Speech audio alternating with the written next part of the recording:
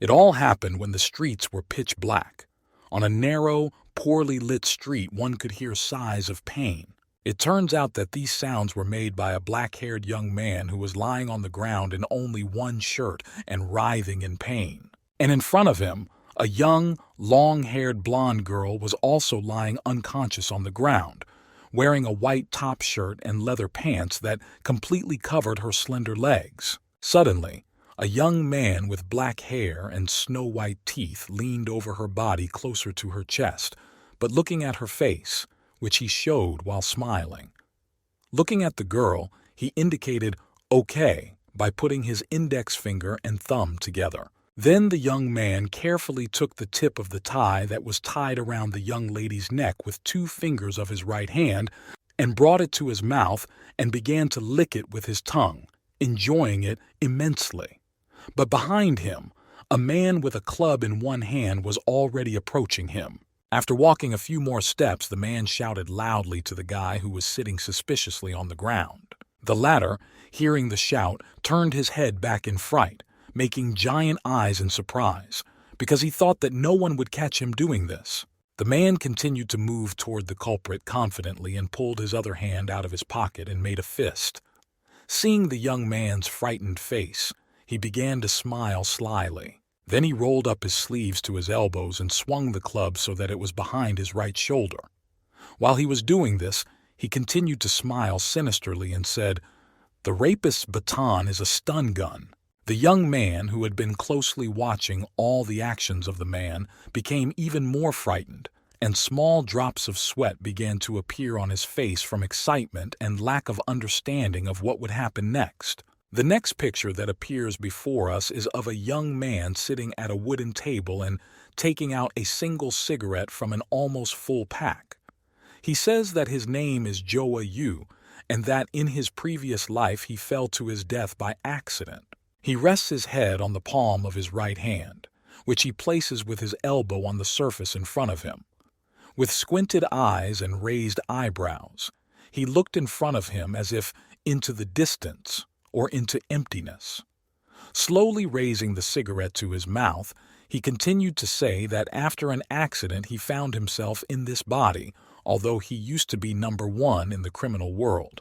And now he is in a group of detectives investigating serious crimes in the city of Q. Then the man decided to go outside to light the cigarette he was holding between his teeth and smoke it in peace, because the department was in complete chaos. So the chief said that tonight everyone would have to work overtime to investigate the case of the baton stun gun rapist. However, one of the officers decided to ask if he could take a vacation at that very moment. This question made the already angry boss very angry, and he shouted at him, how dare he ask for a vacation. Once on the street in front of the front door to the police station, the man stopped and reasoned that only the deaf had not heard about this case, so the police could not stay away. While he was thinking about this, he put a lighted cigarette to his lips, from which the smoke rose up like a thin thread and took a drag. He began to think about what to do next, maybe to return to the previous lesson. It was not clear yet. And in an instant the man got very angry and went into the bar, sat down at the counter and slammed his fist on it, because it turned out that the body he was in had never smoked before and did not know how to do it. So, in addition, he shouted, "Kill me." However, he still continued to hold the cigarette between his teeth. After all this, a transparent screen with a white border appeared in front of him, and the text, "The system has been successfully launched. Now the trigram will be selected." This action was very surprising because it happened too suddenly. He froze a little with his mouth open in surprise and continued to look closely at the screen where something started to run, as some incomprehensible signs appeared, quickly changing each other. After a few minutes, the man realized that this was the mythical system. Once launched, the past cannot be returned. A memory flashed before his eyes of how just a few months ago he was having fun walking freely with his friends on the streets of the city, drinking beer. He composed himself, pressed the cigar between his lips, and quietly said to himself what good this system was. Continuing to sit at the bar on a high stool with his feet up, he tried to take another drag to calm his nerves, because he didn't have a single friend in this damn place. Would he have to spend the rest of his life here? Suddenly, the man's gaze fell on something to his right that caught his attention. Not far from him, on a nearby chair, he noticed slender, long legs wearing flesh-colored tights and a black leather miniskirt. Then he looked up a little higher and saw huge breasts with a short white shirt top and a thin black tie tied around her neck. The man decided to fully examine the girl. She turned out to be a slender blonde with long, thick hair that reached her lower back. She was drinking wine the same color as her manicure, red. And noticing that someone was looking at her so closely, she turned her gaze in his direction. While he was doing this, a small copy of him appeared in his head and said happily, "Oh my God, this girl is so stunning." A few seconds later, he composed himself and said quietly, "My lady." Hearing these words, the girl turned around to get a good look at who was addressing her, and she saw a tall, black-haired guy wearing a long black cardigan. He smiled sweetly and said, "You." Without listening, the girl started twirling a strand of hair around her index finger and said briefly, 3,000 a night. This knocked the guy out of his rut because he was not expecting to hear this and had to sit back in his chair to avoid falling from the amount he heard. The next thing he did was to ask with a smile if he could get a discount. When he didn't get an answer, he sent her as far away as possible because he didn't even have 1,000, and then added that her price was just a robbery. A few minutes later, a blond guy dressed in a white shirt approached the girl. He hugged her around the waist, calling her beautiful, and suggested that they go upstairs because there was a luxury suite there. The girl leaned her head against his chest and said that she would gladly go with him. This action surprised Joa, and he supported his head with his hand and looked sadly after them. Suddenly he noticed that someone was watching him. He turned his gaze from the couple to the side and saw that at the end of the counter was a guy who was thinking about something and was wearing a dark blue hooded sweatshirt and light jeans with white sneakers underneath. The guy kept staring at Joa. The detective didn't like it, so he gave him the middle finger and asked him what he was looking at. After that, he returned to his chair and the guy put a hood over his head and calmly began to move towards the exit. Joa watched him and said to him that he was obviously a very strange guy. And then the man remembered that at a meeting in a group about investigating serious crimes, it was said that there had been a rape with electric batons in the city. All the victims were beautiful young women with low social status. Most of the attacks took place near bars. The third victim had her face torn open by the killer, thus obtaining a blood sample of the perpetrator, which is now being studied in detail.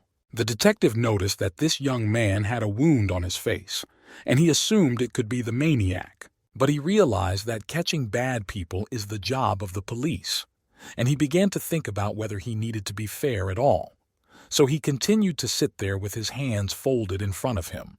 In the alleyway where the back door of the bar was located, a black shadow of a man appeared reflected in a large puddle, which also reflected the full pink moon that was in the sky that night. The man was dressed in a long black coat with the collar standing up. He stepped into the water with his white sneakers and began to curse because now one of his feet would be wet. This man was Joa, who put his hands in his pockets and thought about the fact that he was an expert in this field. As he moved slowly down the alley, in front of his feet he first noticed a blonde head. It surprised him, so he started to get a little nervous. From what he saw, sweat began to appear on his face in small droplets, because in the middle of the alley, a blond man dressed in a white shirt was lying in his path. After taking a good look, Joa's face seemed familiar, and he recalled that this was the man who had taken his girlfriend from under his nose. The detective noticed that the posture was stretched and seemed not natural at all. So he started looking in front of him, examining everything in detail. And at the very end of the street, where the lighting was rather poor, he saw the silhouette of a person sitting over another and doing something quietly. Because of this, Joa assumed that this was exactly the maniac the city's police were looking for, and taking a baton, began to move right towards him. When he got close enough, he saw that a guy in a blue sweatshirt was leaning over the body of a long-haired girl from the bar, quietly picking at something. The detective laughed and said loudly, "So it's you," which scared the young man, who hadn't expected to be caught. Joa stood calmly, holding the bat in one hand and hiding it in his pants pocket in the other. He was waiting for what would happen next. The guy carefully and slowly turned his head in his direction, and the detective quickly put his wooden weapon to his cheek and asked, "Is the rapist a baton or a stun gun?" When he didn't receive an answer, he hit the young man so hard that he lost consciousness and fell to the ground curled up. The detective called the police to the crime scene, and they gathered everything and took everyone to the police station or to the morgue. They took blood samples from the suspect to compare it with the blood from the previous crime scene. Joa's colleagues were standing at the entrance to the police station when they were told that the results of the examination had come back and the match was 100%. This man is the same maniac. People started talking among themselves about what had happened to Joa Yu because he had just had a fight with Commander Liu, although it was not like him. It was as if he had been replaced. The second said why he decided to solve crimes in the first place, because he had never done it before. And the third one added, saying that everyone thought the man was acting strange, like he was hiding something, like a gangster. At this time, Joa was already throwing up a wad of money, saying that he did not know that they also give a bonus for a caught criminal. Then he left the workplace, happy to hold the money he had earned with both hands, and thought that it was not so bad for a detective. Suddenly, a transparent screen appeared in front of his face again, saying that the unexpected meeting was over, with a completion rate of 75%. The next tape began with congratulations on receiving the invisible bug, and it was said that this device can only be used once. This again made the man worry, because he had not yet fully understood the system. A minute later, the next message appeared, saying that after using the object, it was possible to carry out secret listening, and that no devices would be detected for 48 hours. To use this, you need to accept the consent.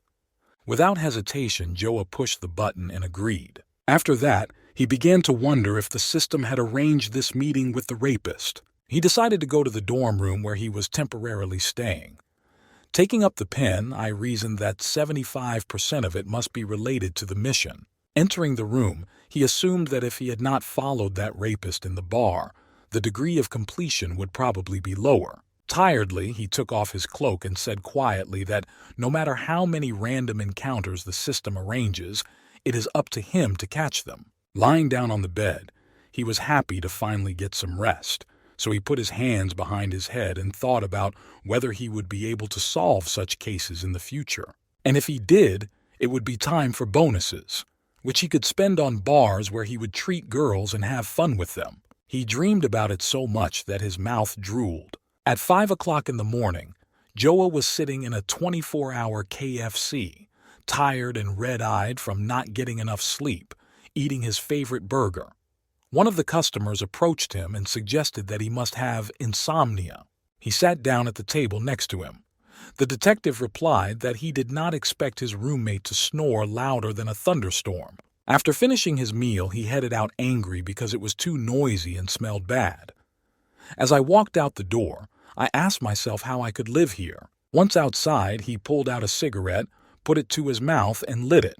Then he added that he was going to go in search of a new house right away to rent it and live in peace. And before he could think, Joa was overwhelmed with emotions from fatigue and began to shout loudly in the middle of the street to get them out. After that, a screen appeared where the man read that the adventure system had started, and the infection will be a trigram.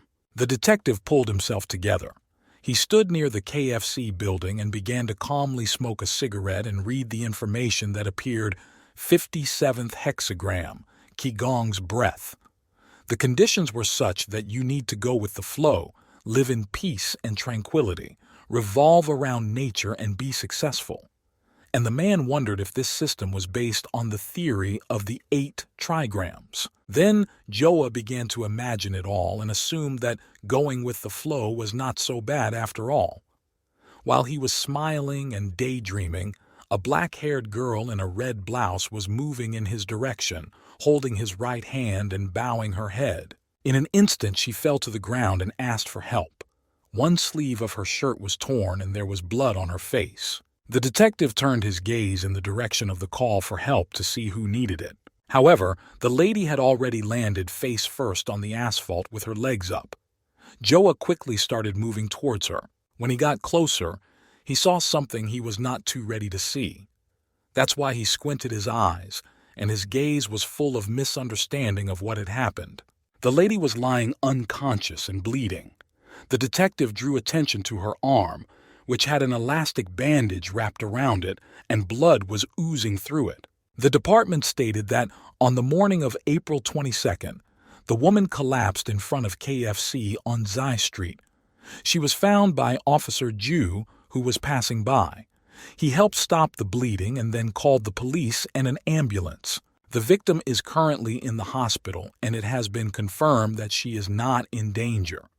It is believed that this woman is connected to the hand snatcher case from a year ago. The police have not yet released a final statement on that investigation, which is still ongoing. Joa stood silently and looked at the painting hanging on the wall. He came to a certain conclusion that this three-dimensional reconstruction was not good enough after all. The author failed to show the heroism of his act. Then he turned his head back with a wide smile on his face and asked her what she thought about it. And he was addressing the same girl he had saved a few days ago. She was lying in a hospital room, tired, scared, and with a bandaged arm. However, she grabbed a pillow with the other hand, and she threw it in the direction of the detective, shouting loudly that they hadn't even been able to get on the trail of the criminal. All they do is ask a bunch of unnecessary questions. In the end, she added that the whole police force was so useless. The man thought about her words for a moment. Smiling, he noticed that the second pen of the force can do this many times. It made the girl so angry. She forced him out of the ward, shouting at him to get out of here. Once in the corridor, the man met his assistant, who was frightened by the situation that had just happened. So as they walked down the hall, she asked Joa not to be so rude because the woman had already lost her arm, so she should not be further irritated. Taking the packet of paper, he began to study the information written there in detail. Then he said that he was just trying to show her that she should be more positive, because at least she still had her left arm. What he said again surprised the assistant so much that she made very big eyes. The file stated that this woman was the third victim and her name was Luo Main. It went on to say that the perpetrator hid in her car behind her, and while she was driving in the direction she wanted, he was sitting there waiting for the right opportunity to knock her out by suddenly putting a wet handkerchief on her face. The next thing the attacker did was stop the car on Z Street and cut off her arm. The next morning, the victim woke up in her car. Then she got out and ran to the nearest building to ask for help. As he continued walking down a long white corridor, Joa said that a woman met him. The assistant said that this was a case of a serial hand snatcher, and it was the third time he had appeared. Their team had been investigating the case for a year and hadn't been able to find a single clue. Pausing for a moment, she said that the detective had already pissed off Commander Liu, so if he couldn't solve the case, he would get into big trouble. And the man plunged into memories where he asked in the commander's office that all he needed to do was find this hand thief. It was very easy as pissing. After that, the commander said that if Joa could solve the case, he would pay for the TV he had broken. The assistant interrupted his thoughts by reminding him that if the second squad solved the case faster, it would also negatively affect him. Joa said irritably that he had nothing to fear because nothing was impossible. Standing in the toilet, doing his little business in the urinal, he remembered that today this system appeared again. So he said quietly to himself, with the help of it he was not only able to catch the rapist, baton, stun gun, but also to rent a new apartment. And as long as he has this system, there will be no detective better than him. He said the last phrase too confidently with a mysterious look. As soon as he came out of the restroom, he asked what was known about the other victims. The girl started reading from the files. The first was Gao Tian, born on April 22nd, exactly 1 year ago. She came to this city for a concert. The attacker knocked her out and cut off her right arm in an underpass. The second victim, Yuan Lily, had a more complicated situation. She woke up at home with her arm already cut off. And the strangest thing about this story is this. Joa was already looking forward to finishing the sentence. The assistant continued with the strange fact that the burglar-proof door remained completely intact. This means that the criminal had a key. The detective thought for a few minutes, saying a long, Then he started to read the case again. The woman walking ahead of him said that somehow. The attacker managed to avoid all the cameras. They couldn't even find a single fingerprint or hair. He was like a ghost. When she finished speaking, I heard a short, "Listen." I turned around in surprise to look at Joa. He asked her with a confused expression if he would not be able to solve the case, if she could lend him some money. The girl laughed at this question and just said, "Senior," in a cute way. Leaving the hospital, the assistant saw a camel with its owner, who offered to take group photos for 5 yuan. The girl was so eager to do it, she grabbed the detective's hand and said, "Let's do it too." The man replied, "What?" because he didn't notice anything, as he was still studying the case files. Suddenly someone on the street started shouting, "Thief!" Then they continued, "Hold him!" This attracted the assistant's attention, but not the detective's, because he was so engrossed in the story that he did not take his eyes off the sheets. The girl decided to distract him by saying that they needed to catch the thief. Joa replied that she was joking or something, because they belonged to the major crimes unit. So why would they waste their time on something as trivial as a common thief? He said all this without taking his eyes off the stories on the sheets. Then he looked up for a few seconds and said, "You wanted to take a picture with the camel, so let's go before he walks away." As he was saying this, he saw a black-haired girl running towards him in the middle of the street, shouting "Thief!" and asking him to help her. When she was right in front of the detective, she stopped and looked him in the eye and said that her purse had been stolen, and she stood up to catch her breath because she had been running after him for a long time. And instantly, a picture from the past came to mind, and this girl turned out to be too familiar to Joa. He remembered her name and said it in Yao Jia's ear, to which she replied, "Brother." He used to have a romantic relationship with this cute girl. After that, he looked at the young lady with incomprehension, wondering if this could be possible, that he was not the only one who was reborn. This scared him and made him angry at the same time. So he quickly turned around and pushed his assistant so hard that she almost fell, but the sheets were scattered all over the street. Joa ran up to the camel, jumped on it, and grabbed the string so that he could control it. The assistant asked him what he was going to do. In response, she heard that the man was going to get rid of the seizure and began to look intently at where the criminal ran. The man gave the camel a command and ran down the street very fast. To slow down the man who was chasing him, the criminal threw various fruits and vegetables from the shelves, which fell to the ground and began to roll in different directions. However, this did not affect the speed, and Joa continued to follow the young man. Various products continued to spin around the street, and the vendors tried to collect them back by crawling on their knees on the ground. After running a few meters, the thief decided to look back to see if he was still being chased. A giant camel with a man on its back was running right behind him, so he decides to slow down a bit and pulls out his pocket knife. Having caught up with the man, he decides to strike. But he doesn't have time because Joa has already grabbed him by the hood of his sweatshirt and pressed him tightly against the camel, asking if he was serious about stabbing him. This made the attacker very angry, but he looked up and asked, "Who the fuck are you on a camel?" He didn't hear anything in response, so he was hit on the head with a board. A hole formed in the board and it got stuck on the guy's neck. He even dropped the knife from his hands. Tears also began to flow because his head hurt so much from the blow, so the guy started to hold on to it and asked again, "Dude, who are you anyway?" This time he got a verbal answer. Joa, holding on to the rope, said that he was a prince on a horse, and then he threw the young man to the ground and pinned him down with his foot so that he could not escape. When the detective returned to the hospital, people asked him, since when do the police hire such crazy people? This did not bother the man, so he just listened calmly. All this was said by two security guards who continued to say that because of his prank, the whole alley turned into ruins. Now all the vendors come here to complain. Joa and the victim stood silently and watched the monologue of one angry guard. Suddenly, the second one started to demonstrate as he shouted a detective's ID card, which stated that Joa was an employee of the Serious Crime Department, or, to be more precise, from the R Division.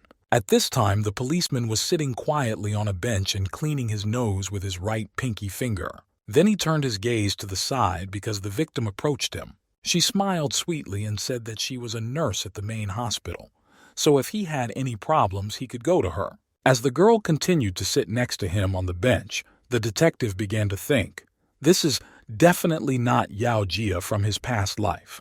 Maybe the name just matches, and they look exactly the same. Moreover, he didn't have time to think about it, because an argument broke out in the corridor behind him, with the father ordering the young man to leave and leave his daughter alone. After everyone was done shouting at the top of their lungs, the detective pulled out his phone and held it out to the girl, saying that if she didn't mind, he would like to keep in touch with her. This request surprised the lady, and she paused for a few minutes in thought. During this awkward pause, Joa reasoned that it didn't matter who she was. However, he knew for sure that he did not want to lose her again. Suddenly, a screen appeared in front of his eyes with white text with blue backlighting saying that the collision was over. The detective went outside and sat down on the first step in front of the entrance. He continued to read that the degree of completion was 72%, and it said that an invisible listening device had been obtained. Behind him, an assistant stood waiting for the man with a large folder of papers in her hands. But he did not pay attention to her and continued to think about whether all appointments are set by the system by chance. Taking a sip of energy drink, he continued his thoughts on the fact that when he thought about the investigation, he met Yao Jia. Therefore, one must learn and understand how the trigram system script works before trying to use it. Otherwise, he will constantly fall into unnecessary scenarios. When he finished his drink to the bottom, he clutched the bottle in his hands and said, "For now, we'll have to rely on our personal strength." The first thing he decides to do is to get as much information as possible related to the case. So he suddenly stood up and said to his assistant, "Let's go." And the sudden rise scared the girl a little, and she asked where to go. In response, she heard a short, "To the toilet." He entered the Department of Serious Crimes. He was confronted with a number of facts. The first one was that if the perpetrator left no evidence. Second, it turns out that everything was planned from the very beginning. And third, the attacker had definitely been following Luo Ming for some time. This was said by a woman with short black hair, large breasts, and blue eyes. She folded her arms under her chest and asked if they looked like idlers, and without giving an answer, she added that if the police department doesn't interrogate, they investigate, and they take certain measures to solve cases. The detective stood there with his hands in his pants pockets and pretended to listen very carefully and take everything she said seriously. The woman pointed at him with her index finger and said, "We don't fool around like you." By chance, he noticed something interesting behind the brunette's back. It turned out to be a detailed analysis of the case, which was shown in the form of a diagram on a large white board. Without answering anything, he just began to look at it with enthusiasm, because it had a lot of relevant information. This enthusiasm was watched by the woman who had been lecturing him a few minutes earlier, as if he were a little boy. She began to recall how her boss had told her that she was doing a good job with all the work she was given. So from now on, the people on the team are at her disposal. He added that they were very talented, because they recently solved the case of the baton taser rapist, and she can always consult with their boss. While Joa continued to carefully study the information about the crimes, the woman wondered how it was that she had never heard of such a reckless guy. After all, he had appeared out of nowhere to take her case. The detective thought that it was not surprising that he was constantly caught in the past, given how cautious they were. And he added that he could bet that there were many photos of him on the same board. However, he remembered the one that had been teaching him a few minutes ago and said, "But what about her?" And at that time, the woman said that she had heard that he had argued with the team that he was going to solve the case on his own. This time, when he looked at her, he said quietly to himself, "Good." Then the lady became so confident that she even put her hands to her sides and asked if he had reached a dead end and would ask for help from Team B. A second later, she added, "Does he want her help personally?" Joa thought about this suggestion. He stood there for a few minutes just looking into her eyes, hands in his pants pockets. He was trying to figure out what he should do in this case, whether to accept her help or to work on his own. And suddenly, he walked over to her at a brisk pace. He leaned her against the board so that one hand was slightly above her face. This scared the lady, but at the same time aroused her curiosity. The detective smiled slyly. He thanked her and asked her to understand him correctly. After all, he came here for something unrelated to the case. And taking his hand away, he added that if she was so afraid that he would solve the case first and take all the glory, she should relax a little. Colleagues who saw this scene and did not fully understand what was happening angrily asked what he said. Joa happily began to move down the corridor, saying that he was sad to see all the work going to waste. These words enraged the already angry workers even more, and one of them had to hold the other and ask him to calm down because he was already rushing to fight and shouting that this bastard was looking for death. After walking a few more steps, the man pulled an earpiece out of his pocket and put it in his ear, through which he could hear the conversation. But the criminal had managed to escape all the cameras on his way through the alley, or he was familiar with the place, maybe even lived there. Joa's memory flashed back to the situation that had happened a few minutes earlier, when he had pinned the woman against the wall. At that moment, he was able to quickly place an invisible bug right on their whiteboard, and now he can hear everything they are talking about, and no one would be able to see it except the detective. Then he heard the following information through the earpiece. The test showed that Luo Ming was used for inhalation, 2 types of anesthesia, and an internal injection. One of the anesthetics is often used on large animals.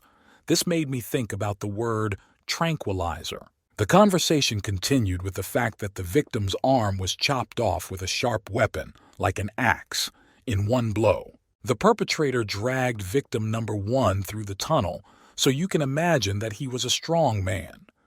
The forensic medical expert said that the attacker did not touch the strong radius bone, so we should not rule out the possibility that the attacker could be a woman. The forensic department also found traces of an adhesive substance in Luo Ming's car. It seems that this is how the criminal got rid of the prints.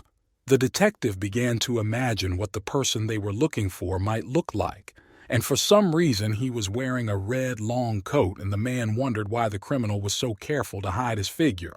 What exactly is he trying to hide, or could it be? Suddenly in his fantasy, Joa's face was touched by long white hair, and these facts gave him an idea that it could really be a woman. Then the earpiece began to talk again about how all 3 victims were not related to each other.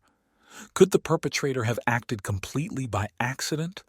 Or was he mentally unbalanced? The detective began to think about why the attacker took only his hand.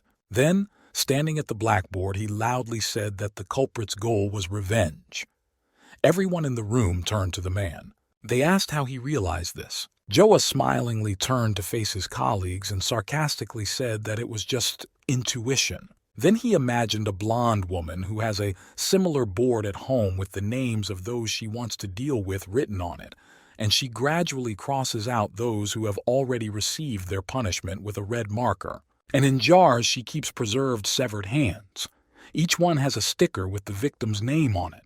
Turning again to face all the evidence, he continued that the criminal takes the severed hand as a trophy, and he suggested that they are hidden in a place that only he knows about, and every time he sees them, his hatred subsides. Joa pulled out a cigar and started to drag on it, thinking about why all the victims did not have the right hand. He put his to his chest and began to examine it, not yet understanding why it was so valuable. However, he put the cigarette back in his mouth and smilingly said that he thought the system would help him with this. As soon as he said this, a transparent screen appeared showing that the system was successfully launched. Suddenly, the detective noticed slender legs wearing yellow sneakers and peeking out from under a high curb. While talking on the phone, he was fascinated by this, and he heard a woman's voice in the receiver saying that she was right in front of the entrance to his station. He replied that he understood, and then he added that he could see her right now. She was looking at a fluffy white cat kneeling in the middle of the street. The girl turned around, smiling, still holding the phone in her hand. She had beautiful big blue eyes and a short haircut that was complemented by bangs. Carefully taking a Pepsi out of her backpack, the man asked her to tell him what she was doing here. After the question, he unscrewed the bottle and began to drink in small sips, and the thought flashed through his mind that it wasn't even 7 in the morning and he hadn't slept all night.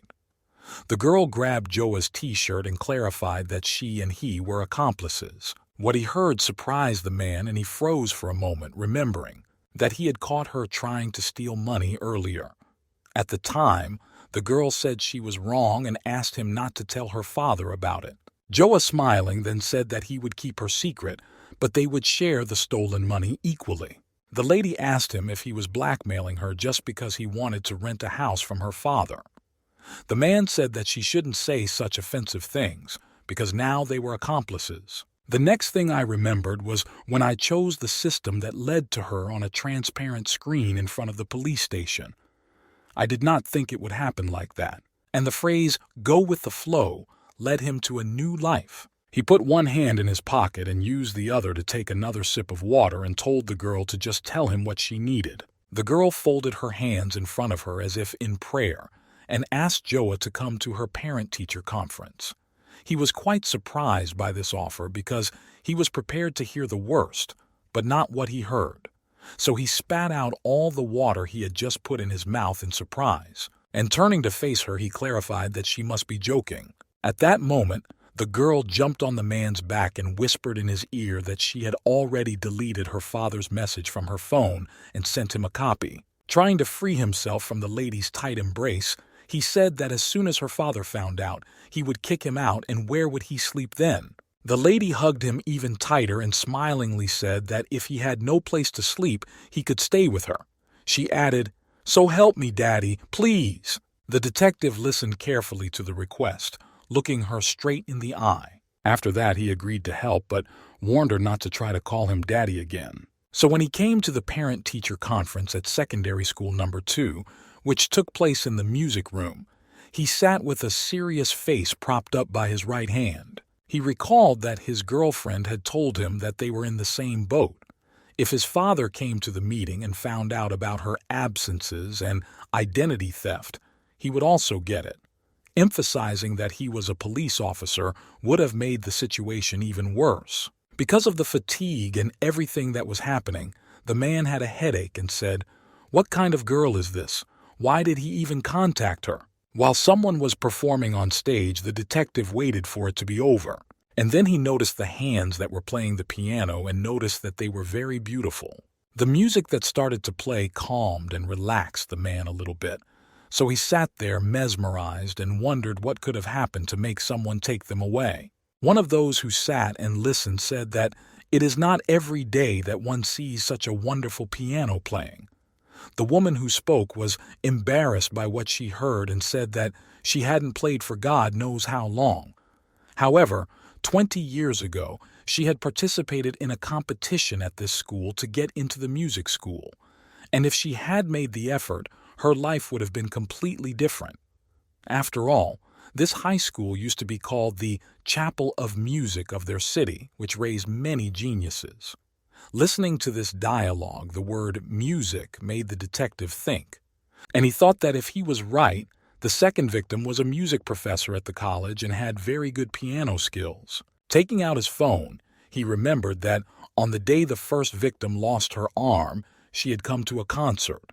And maybe, before he could finish, he heard the voice of his assistant in the phone who said that she was working at the police station and asked if he wanted to check something. In response, he heard a request to find out if all the victims were somehow connected to the piano. After giving the order, he continued to sit in the chair in the music room, assuming that if two of the victims were somehow connected to this musical instrument, then perhaps the third was also somehow involved. Suddenly, the phone rang throughout the hall, drawing evil glances at Joa. So in order not to test people's patience any further, he quickly began to take it out of his pocket to pick up the phone. Putting the smartphone to his ear, he quietly said, "Hello," and then he got up from his seat and decided to leave the room altogether. One of the parents present asked whose father was so ill-mannered. This did not stop the detective, so he said, "Tell me," into the phone. The assistant told him that the concert Gao Tian was attending was a piano tour. She asked how he had guessed that. In response, she happily heard, "Jackpot, damn it." While Joa was still moving toward the exit, another woman said, "Is that the father? So vulgar." And then a banter started among all those present because they began to assume that he must have a poorly educated child. Another said he saw him come here with Jiang Xiaoqing. The third mom said that this girl was in the top 3 in this year's exams. The detective kept talking on the phone and asked, "What about Luo Ming?" After hearing the information, the parents began to admire him because they thought he was raising his child so well. Another parent said that he looked very handsome. After a moment of silence, the assistant said that all 3 girls were studying piano in the 10th grade. They just took the test at different times. Joa asked to study their school history in detail and find the names of all their classmates. After hanging up the phone, I reasoned that if this is revenge, the criminal must know them all. After all, if she knows they can play the piano, then she can play it too. The assistant had already arrived at the hospital and was showing the last victim the other 2, asking if she knew them. She replied that she did not. When Joa received this information, he turned his head towards the musical instrument on the stage. He wondered if all 3 victims didn't know each other, where they could have crossed paths with the perpetrator. And then I remembered that the woman who played very beautifully today said that 20 years ago she had participated in a competition at this school to get into the music academy. And I realized that everything was connected to the competition. It turns out that the criminal must play amazingly. She participated in the competition with the victims and lost. After that, she began to hate them, and she decided to take revenge at any cost, no matter what it took. The curator had just come on stage and said that he had decided to hold this parent-teacher conference but he didn't have time to finish because Joa walked out the door and said, "Blah, blah, blah." This made the man very angry and he shouted at him how dare he interrupt him and why the phone was so loud. Once in the hallway, the assistant called again and said that she had found something, namely, that all 3 victims had participated in the 10th city piano competition among high school students and had become finalists. This information made the man very happy, and he said bingo. A second later, he asked where the competition was held. The woman replied that it was 18 years ago in the music hall of high school number 2. She added that she needed a little more time to find the list of participants. While the woman was speaking, the detective turned around, opened the door to the room, and said loudly, "Right here." The curator, who was seriously angry, was already on his way and told Joa to listen to him because he was too... But he didn't have time to finish because the detective put his arm around his shoulders like a hug, scaring the teacher a little, and then asked if he had a list of participants in the 10th piano competition. The man didn't quite understand what was being asked of him, so he repeated the question and said, "What?" In his mind's eye, Joa had already seen the woman and said to her that she should definitely be on the list. After that, the men went to the archive, where the teacher started looking for the right record and while he was doing it, asked the detective to forget what happened a few minutes ago. Not finding it as quickly as he wanted, the curator said that it was a long time ago. It makes no sense for the school to keep records of competitions from 18 years ago, so they could have been thrown away long ago. Joa sat on the windowsill with one of his feet on it. He told them not to worry because he was in no hurry, so they could keep looking. Suddenly his phone started ringing loudly again. At this time, the teachers, who were close to each other, began to cry because they did not know how long they would have to search for the document. Taking her smartphone out of her pocket, the assistant happily said that she had found the list he needed. A few hours later, the detective and the assistant arrived at the home of the 10th place contestant, Jiao Shan. As it turned out, she was pregnant and it was already the last trimester, as her belly was big. The woman said it was quite a big competition, because the main schools always come to it and the judges were very famous teachers from music universities. The top 3 were chosen by the famous schools, and the 4th to 6th places were chosen by ordinary schools. Everyone below the 6th place, emphasizing like her, listened to the words of the most ordinary teachers. After listening carefully, the assistant thanked the woman for her cooperation, and she replied, "You're welcome." Joa began to recall the words of the woman who had spoken at the meeting. She had said that if she had made an effort, her life would have been completely different. He then suggested that perhaps, because of this competition, the culprit had to live a life she did not want. The assistant sadly folded the sheet with the list and said to herself that she had once again made a mistake in misidentifying the main suspect, because among the 10 she should be the most suspicious. The detective said that the woman's stomach was too big, so she would not have been able to pull off the last crime and cut off the victim's hand. The woman said that if the culprit was not on this list, they would have to go through all the participants again. Joa smilingly put his hands behind his head and added that this was a very good idea, and he decided to leave the difficult task to her. The girl was very upset by this and started to cry, saying that he was just waiting for the time to laugh at her. The policeman came very close to her and asked her in her ear with a big smile if she minded. After all, he really wanted to catch the culprit. The girl calmly looked at him and emphasized that he had changed a lot. The man happily said that in his past life he was a gangster and only recently remembered who he was, so he hadn't gotten used to the life of a police officer yet. The assistant grabbed him tightly by the cheeks and told him that she was referring to his eye bags, which had become even bigger. After calming down a bit, she added that he hadn't slept much in the last few days. She suggested that he rest. Maybe it would help clear his mind and he would realize what to do next. She assured him that they were definitely moving in the right direction. Suddenly, a transparent screen appeared, saying that the lucky collision was over. The degree of completion was 88%, and it was reported that a universal key had been received that would open any lock and a 6-digit password. The man began to think about the fact that the degree of completion was so high. He wondered if the parent-teacher conference and the lead that led to the case being solved could be connected to the system. His thoughts were all jumbled from fatigue, so he decided to go home and try to activate the system again. Putting his hands in his pants pockets, he said that he accepted her offer and suggested that she also go to rest, and finally added that they would meet tomorrow at the station.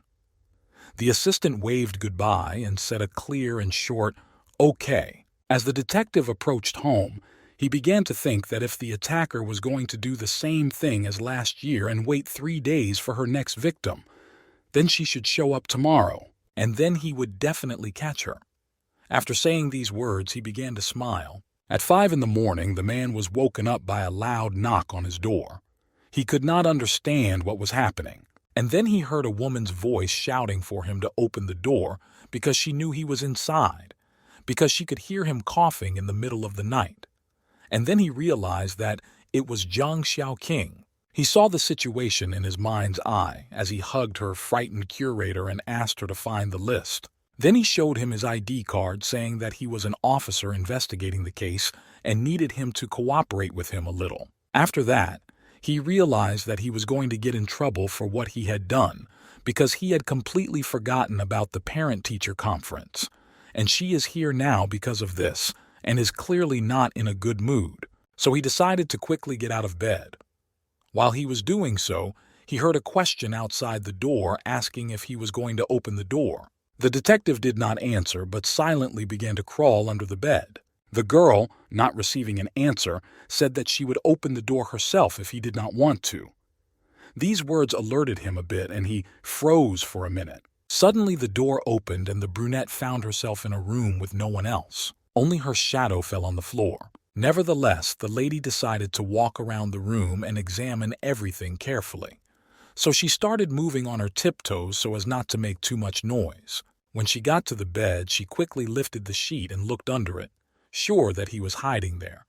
But there was no one there. Opening the curtains on the window, she began to wonder where he had gone.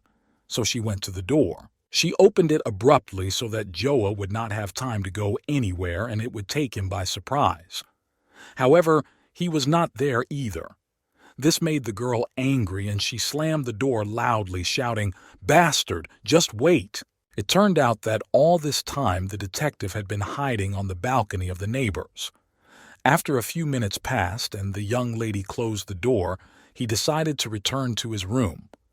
Jumping between the balconies, he said that he had almost forgotten that this girl was his landlady and she had a key to his apartment. He grabbed the handle of the door on the balcony and found it closed. This made him angry, and he asked why she had closed the door. And he started thinking about how to get inside. After a few minutes of thinking, he came up with an idea to try to do it through the next door. When the landlord showed Joa the apartment, he told him that 4 beautiful ladies lived next door to him. The one in the apartment with a set of underwear hanging on a string was a girl who worked at night. So he decided to go inside the building through her door, because it was only 5 in the morning, and she shouldn't be at home. Therefore, the detective managed to get into her room very easily through the door from the balcony. The room was quite spacious, and all the things were tastefully arranged. Joa was satisfied that no one was really at home, so he began to move freely around the room, looking at everything. However, the girl was in the apartment. At that time, she was quietly changing after work, but she heard someone's footsteps. She came out of the bathroom to see who was walking around and suddenly came face to face with a man wearing a black t-shirt and black hair. The detective was very frightened by this appearance and said, "Here we are." The lady was very scared and started screaming loudly. Joa was not confused and covered her mouth with his hand, but he began to think that this time he would not be able to prove his innocence, so he decided to carefully remove his hand. The girl asked if he was an officer. This surprised the man. Holding his hand and smiling, she continued to ask him if he didn't remember her. A second later, she added that he had saved her from a rapist a few weeks ago. A picture of a long-haired blonde woman lying unconscious on the ground really came to mind. Hiding his hands in his pants pockets, he began to tell her happily that he lived next door and that his balcony door happened to be closed. Because of this, he thought there was no one in the apartment, so he decided to try to leave through it. The lady listened attentively with her hands behind her back. Then she took a cigarette and put it to her mouth, saying that who would have thought she would meet him here. Turning her back on him, she continued, "What about this? Usually she is still at work at this hour." She took a lighter and lit a cigarette. Taking a drag, she added that what had happened to her had left its mark on her heart. Coming very close to Joa, she looked him straight in the eye and told him that she had decided to take a little rest. She laughed and said that there was something that was on her mind. Then she came close to the detective's ear and asked him quietly how he knew that the rapist would attack her. Was it police intuition, or what? The man replied that there was no other girl there who was prettier than her. But a second later, he added that maybe the rapist was of the same opinion as him. The lady laughed out loud and then pushed the detective on the bed, saying that it turns out that Officer Zhao is quite romantic. Having said that, she jumped on top of the man and smilingly said that her neighbor would be back in the afternoon. Such a chance is very rare. Leaning very close to his face, she added, "Why don't they—" But before she could finish, a notification came to her phone, ruining the intimacy. Joa instinctively turned his head toward the device. He saw a photo of the girl playing the piano on its main screen. Leaning over it, the detective decided to ask about the photo. The girl put a strand of hair behind her ear and said that she was still at school. The man approached her a little closer, holding the phone in his left hand, and asked if she knew how to play the instrument in the photo.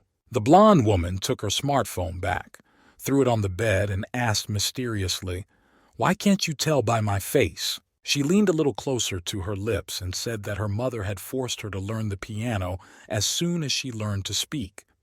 And finally, she added that she had participated in the competition of high school number 2. Suddenly, Joa flipped her onto her back and got on top of her and decided to find out which competition she was in.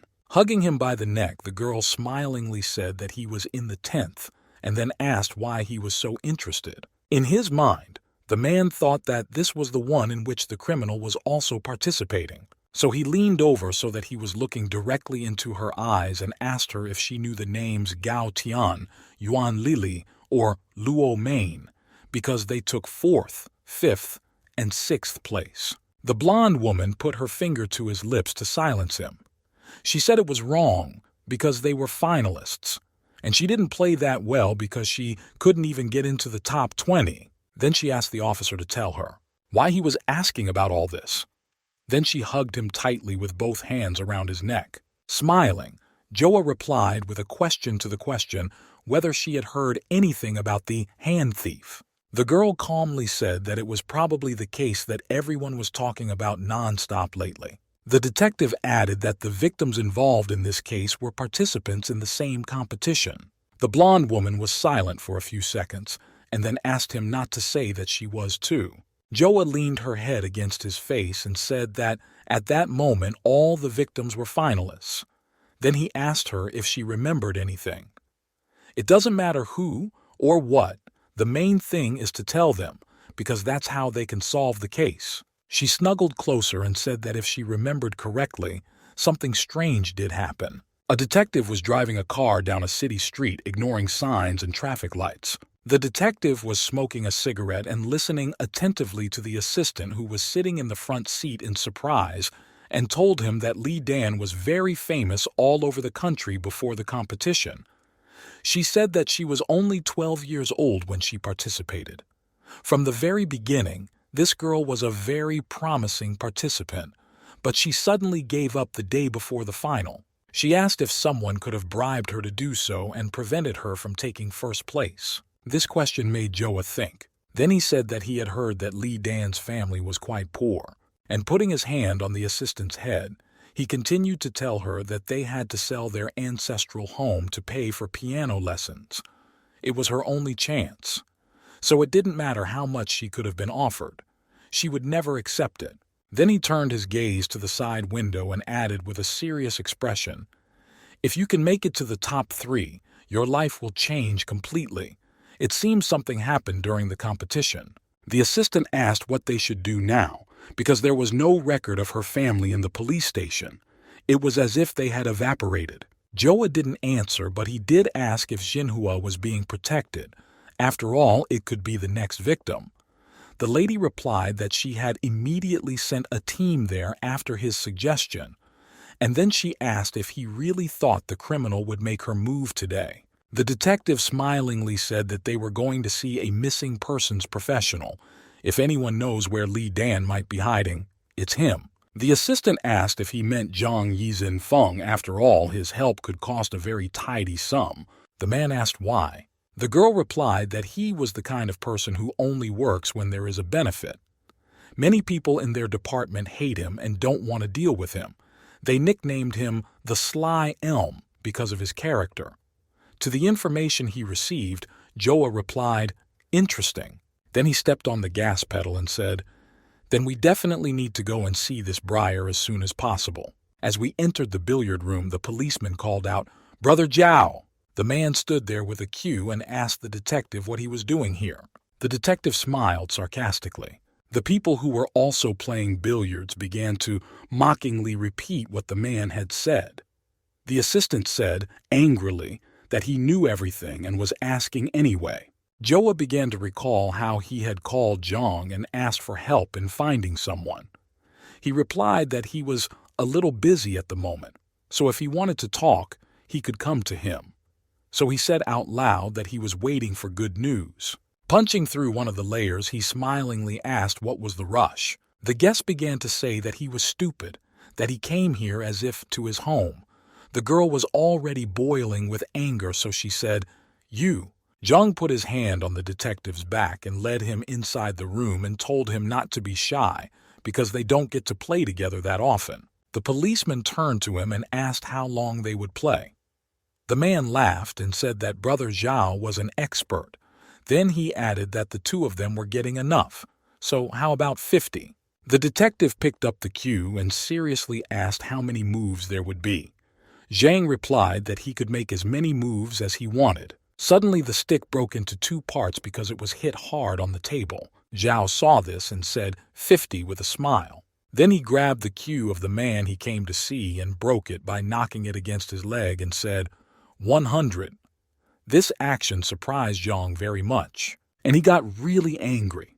He grabbed the detective by the shirt and shouted at the bastard that he wanted to die. The policeman was not confused and threw the first punch, and it was so strong that he just flew back like a feather, and Joan didn't know if he realized how bad his breath was. The next blow came from the leg to the groin. After that, the man landed against the wall with his head bowed, and the detective continued to ask if his mother hadn't taught him to brush his teeth before bed. Zhang writhed in pain. "You bastard! You hit me between the legs?" Then he fell to the ground and, pointing his finger, ordered his friends to beat the man and not let him leave alive. The people immediately began to follow the order, so they grabbed their sticks and one of them said that the detective would die and began to move directly towards the attacker. Joan stood next to the assistant and watched this action.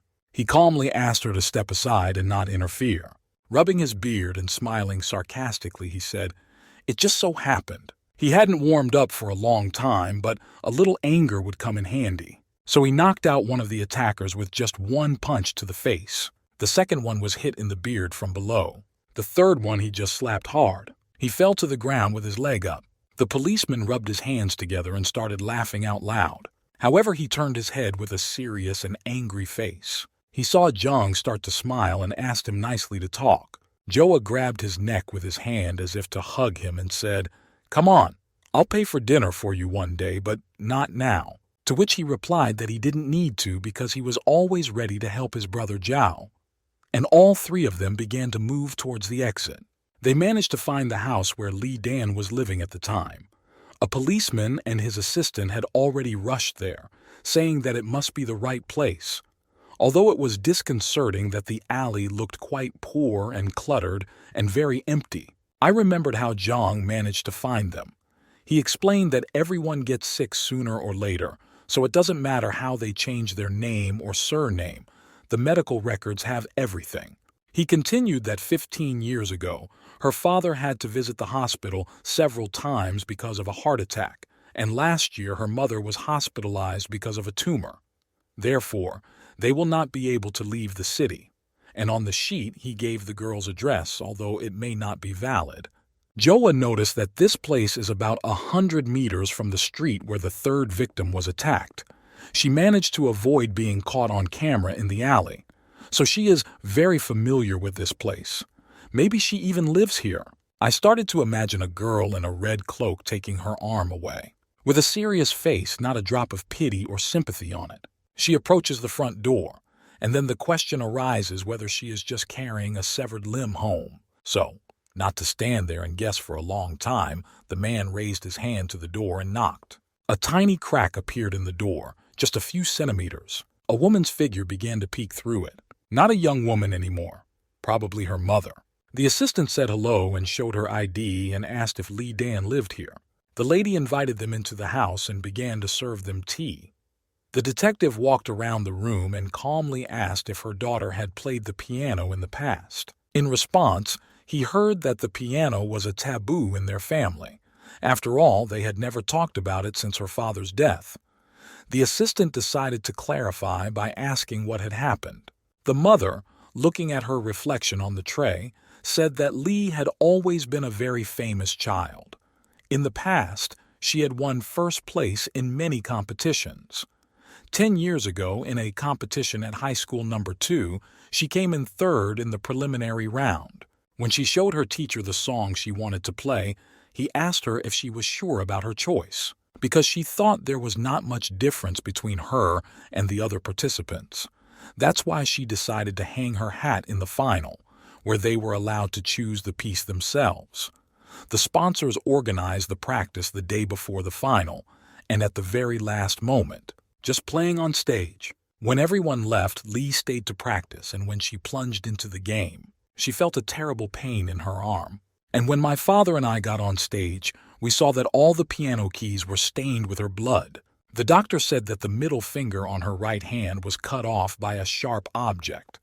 Part of the finger could still be reattached, but if the parents could not find it in time, it would be useless. For a child who had nothing more precious than a piano, losing a finger meant the same as a death sentence.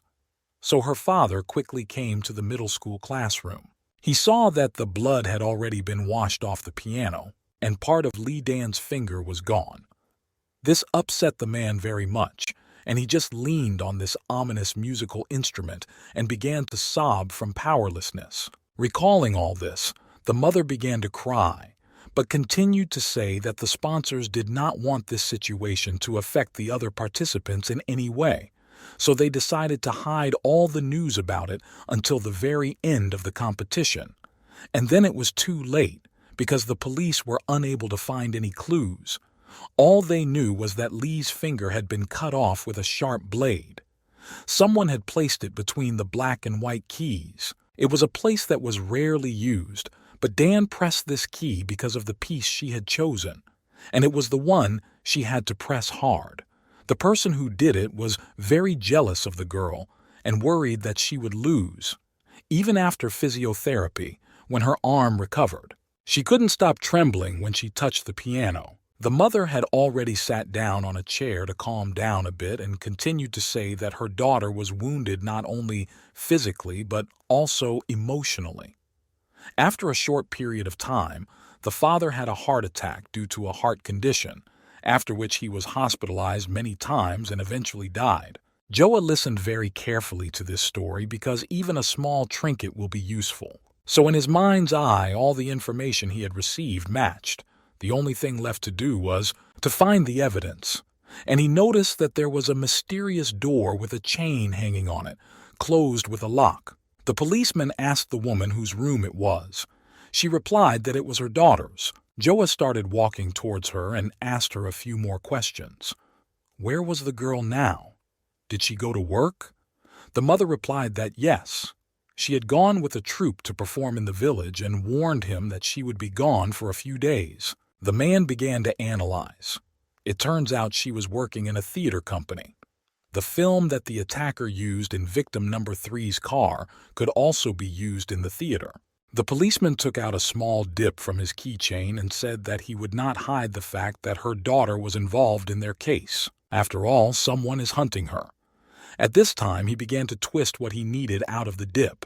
This message surprised the mother and the assistant.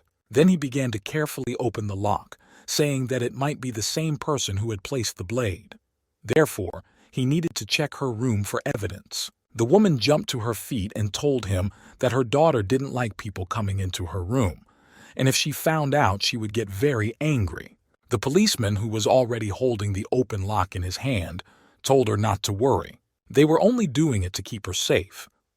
And then he added that he would do everything as if no one was in the room. That's why they are professionals. Carefully opening the door, he began to take small steps to enter, and right in front of his face he saw a human skull.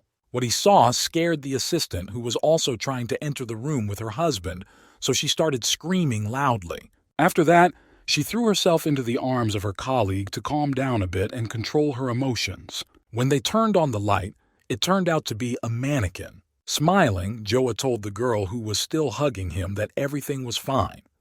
He added that she was just imagining things.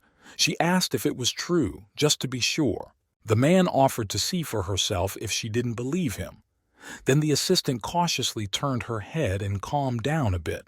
The mother followed them into the room and asked what had frightened the lady. However, she received no answer.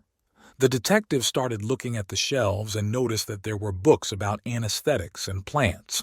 So he asked the woman if her daughter had studied medicine before. The mother said no, but she had worked as an assistant in a veterinary clinic for some time. The man recalled that he had heard through an earpiece earlier that the test had shown that two types of anesthetics had been used on Luo Ming, an inhalation and an internal injection. One of the anesthetics is often used on large animals. I noticed that all the victims were injected with the same medicine used on animals before they lost their arms. The next thing the man asked was why there was no table. Then he lifted the mattress to see what was under it. The woman began to worry again and asked what the officer was looking for. The assistant took her hands to calm her down and told her that it was nothing specific. They just wanted to have a look around. Suddenly, their conversation was interrupted by the loud word, "Found it," which the man said as he lowered the sheet. He started laughing out loud. When he calmed down, he turned to the mother and said that her daughter did have things that were very important for their investigation. He asked her to wait in the living room while he and his colleague documented the evidence. As they left the room, the mother asked how this would affect her daughter.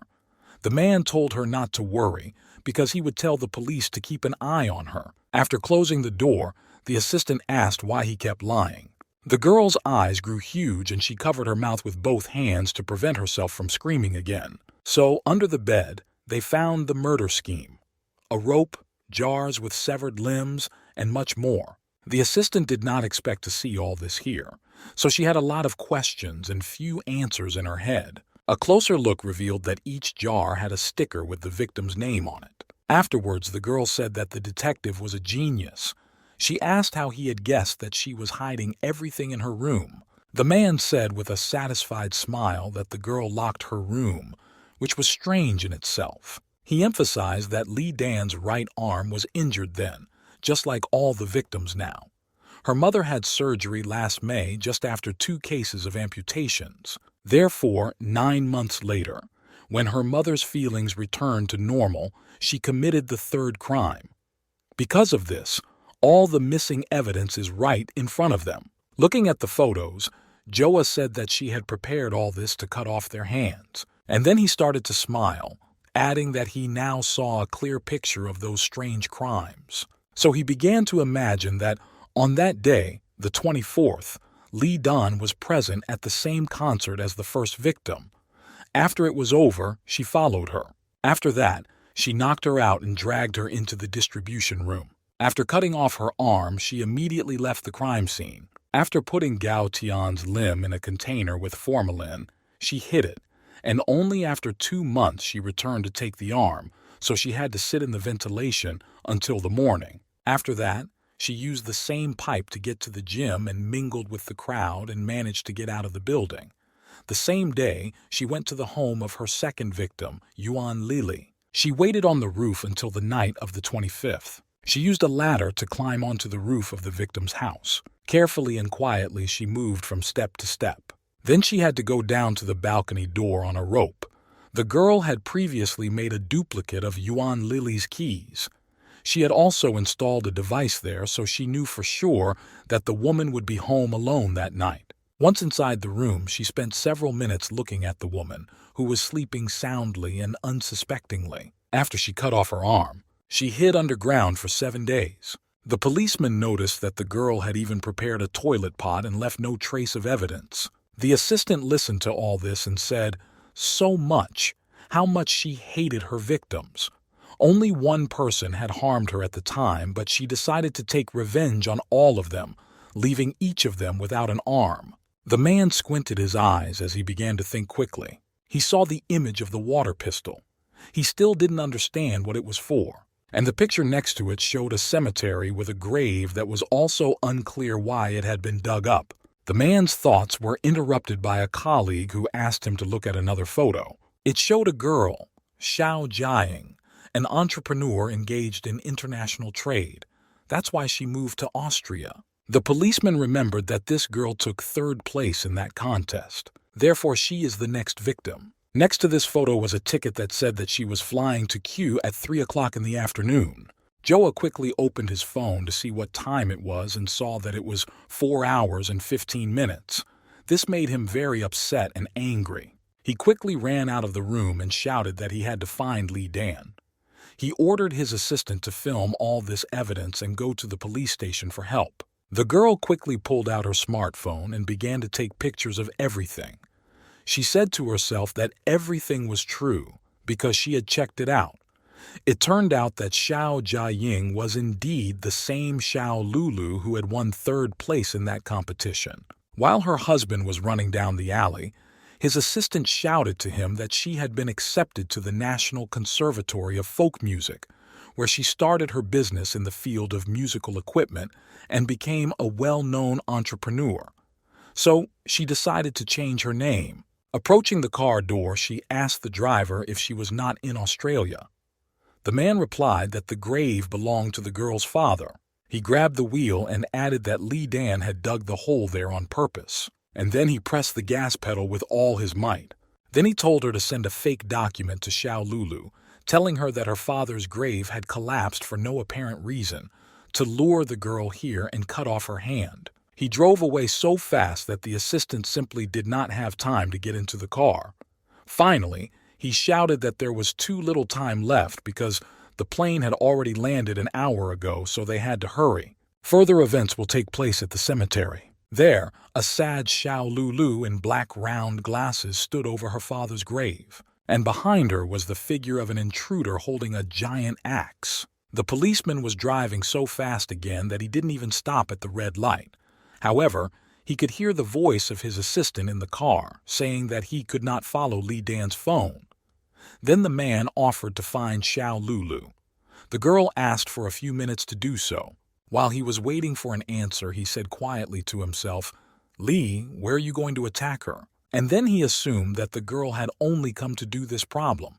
Where else could she go but to the cemetery? So he stepped on the gas and noticed that there were no security cameras there. It was the perfect place to commit the next crime. Crossing the road at that time, the boy turned to his grandmother and said that his uncle had run a red light. The woman replied that he was a very bad man. Let the police catch him. At the cemetery, Xiao Lulu was already lying unconscious, and the criminal swung an axe over her body. However, she heard someone's voice loudly ordering her not to move, and the girl turned her head back to see who it was. When she saw the unknown man, she began to run away from him along the path, and he was catching up with her, shouting for her to stop.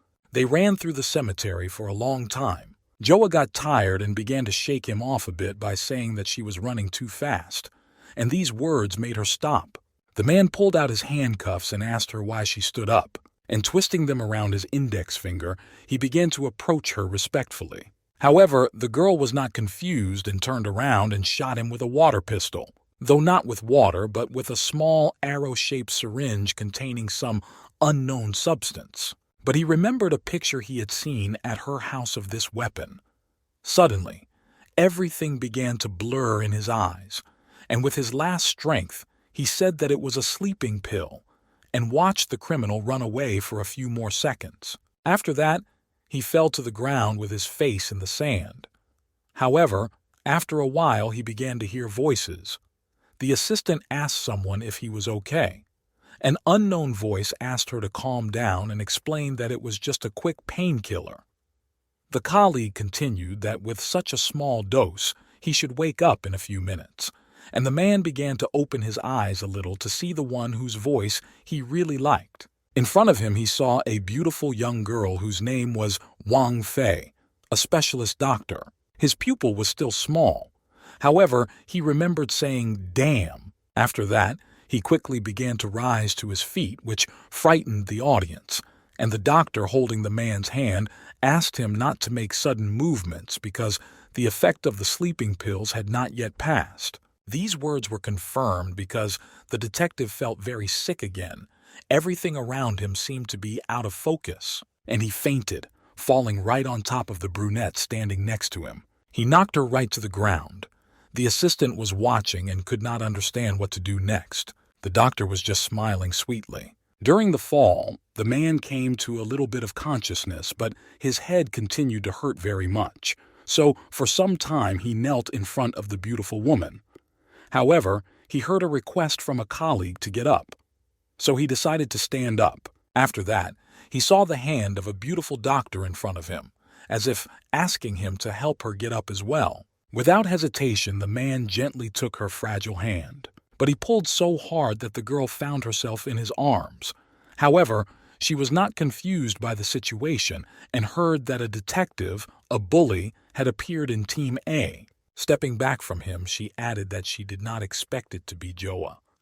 And then she started to smile. The confused detective, in turn, apologized for the situation that had just happened. Then he turned to his assistant and asked where Xiao Lulu was and what happened to her hand. In response, I heard that the woman was fine. Turning his gaze to the side, the policeman saw the man acting as the commander of Team A, Liu Zhonghu.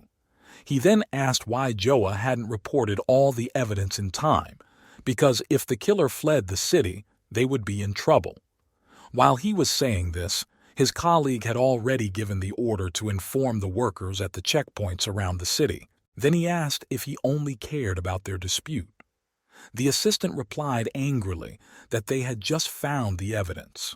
Moreover, they were not sure of their assumptions and asked what would happen if they provided incorrect information. The doctor, smiling sweetly, also said that if Zhao had not arrived at the scene first, Xiao Lulu might have lost a limb.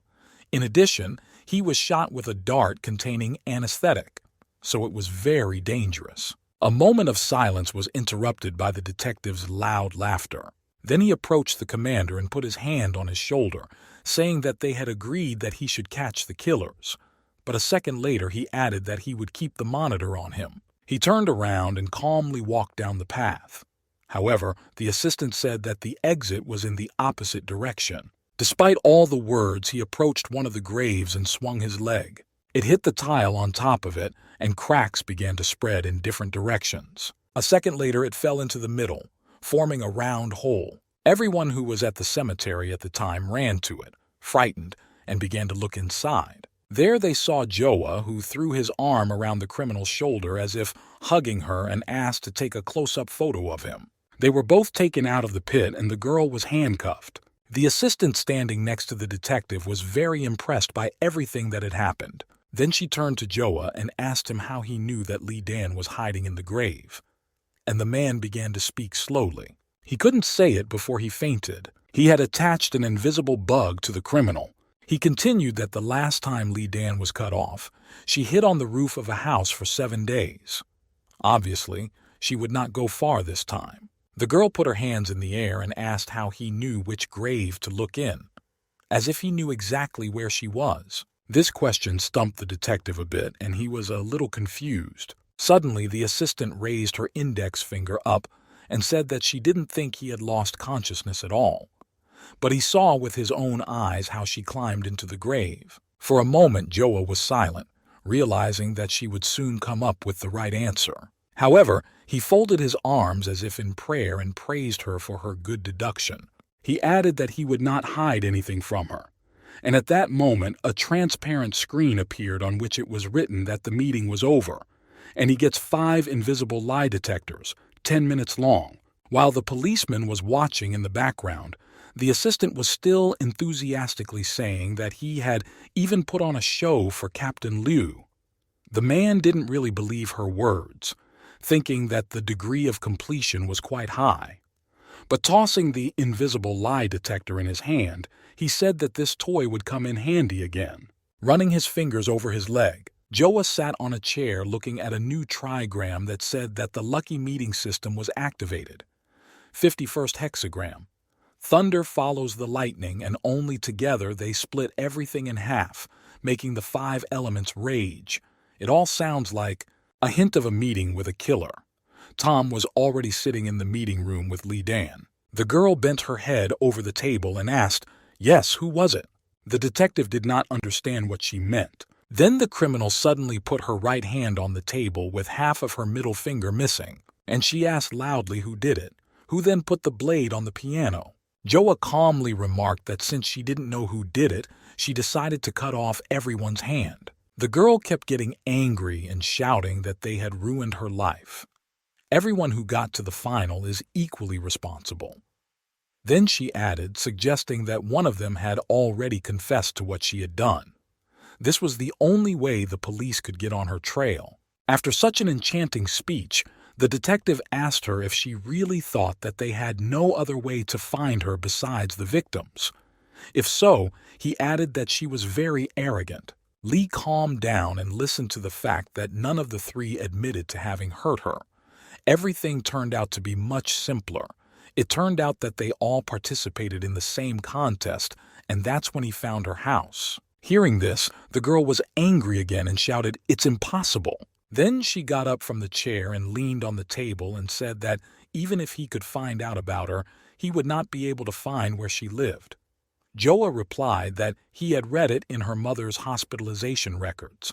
The girl said that even if he did, nowhere in the records did it say in which grave she would be buried. The detective reasoned that he couldn't tell her about the invisible tracking device on her ass.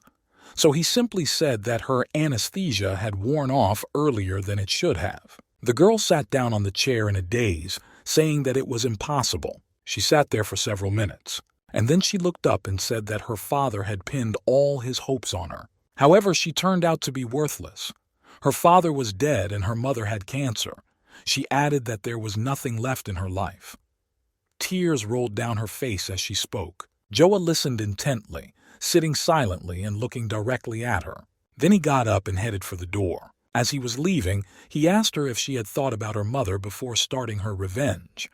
How she would survive if she was not at home.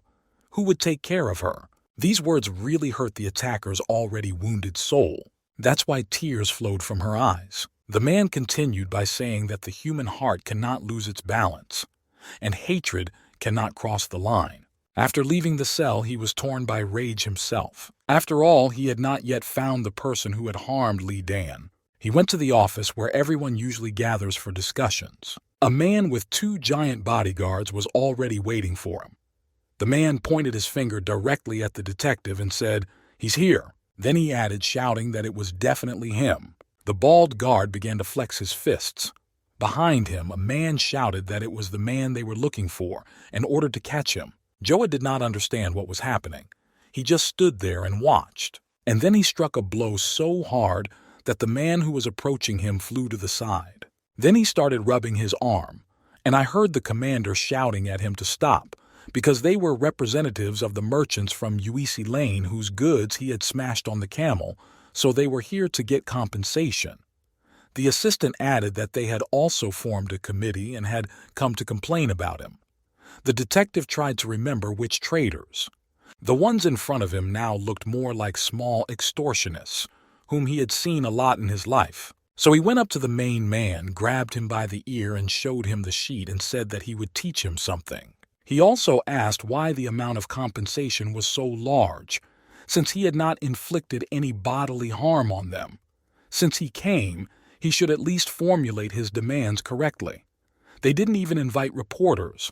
I asked them why they had come to organize a circus, and smiling ominously, he added that they could be imprisoned for lying. Suddenly someone spoke to the detective, distracting him. As it turned out, it was a very beautiful girl who smiled sweetly and asked him to accept 100,000 yuan from her, which a security guard was holding behind her in a black case. When she got a little closer, she put her hand on the detective's shoulder and said she was very grateful to him, and offered to have dinner together tonight. The commander watching the scene shouted at him not to take the money. Joa, smiling carefully so as not to offend the lady who was cleaning his hand, said that as for dinner, unfortunately he could not, because they have their own rules in the police. And as for the money, he asked if she could write a statement about a voluntary donation because otherwise he might get in trouble. The girl calmly and briefly answered, "Of course." After writing what she had promised, she gave the detective her business card. All the police officers in the room were watching them, and as she was approaching the exit, she waved goodbye and said that if he needed her help, he could call her anytime. Joa smiled back and said, "Of course." After the woman left the station and the door closed behind her, the detective grabbed the vendor by the scruff of the neck and held up a wad of money to his face, telling him to take it and take it to the alley where the misunderstanding had occurred. And after letting him go, he stood calmly in the middle of the room with his hands in his pockets and watched. As the representatives headed for the exit, they told him not to worry because they would do everything as he said, and they promised that all the traitors would get their share. This picture did not cause any emotions on the detective's face. As soon as the representatives left, Joa turned to his colleagues and happily said that tonight he was treating everyone. This news made everyone very happy, and the room started to get loud as everyone started discussing where they would go and what they would eat. And at that time, the policeman came to the board with the crime scheme, and he was looking at a photo. It showed him and the criminal, and next to it was a list of participants in the 10th competition. Tearing it off, he began to carefully reread all the names and look at the scores. Then he sat at the table with this sheet with a cup of coffee and pointed to one of the names and said that these were the results of that year's competition, and the scores of the person he was talking to were very high, and he suggested that only the 4 of them could benefit from Lee Don's leaving the competition. Then he added that at least one of the 3 victims was guilty of this. Lee Don would have been caught long ago, and it would not have been her turn. It turned out that he was talking to Xiao, who paid him a lot of money. Everything he heard made the girl angry, and she asked what he meant. And then she shouted and asked if he thought she could have harmed Lee Don, because she was the one who wanted to cut off her hand. So it turns out that she is the victim here. After listening to everything, the detective calmly asked if she had ruined Lee Dan's life. The lady didn't answer, just made giant eyes. The policeman decided to continue that when he mentioned the name of the criminal, the girl had no doubts, because she knew the name of the person who wanted to attack her beforehand, and she also knew what happened before the competition. After these words, Xiao said that she may have participated in that contest, but it doesn't prove anything. Squinting his eyes, the man said that he was checking her personal data. In order for her to participate in the contest, her father had forged her documents. He went on to say that she even tried out for the 9th contest, but failed to make it to the final, and the 10th one was her last hope. Then he added that out of the 4 finalists, she was the only one with a motive. The girl shook her head sadly and said, "Where is the evidence?" He is a detective here. After all, without evidence, it's just empty words. Joa said that she already knew that if it wasn't for the blade, her life would be the same as hers, if not better. However, now the suspect has lost her father and her mother has cancer, and she is burning with hatred in her soul, and she can't take it much longer. The woman pressed her lips together and asked him to stop. Then, putting her hand on her heart, she asked him if he had any idea how she had lived all these years, because she realized that he had left her without a future. In the end, she added that she had been living with the inevitable shadow of her past for so many years. The man listened attentively with his mouth slightly open. Then he gently handed Xiao a napkin to wipe away her tears.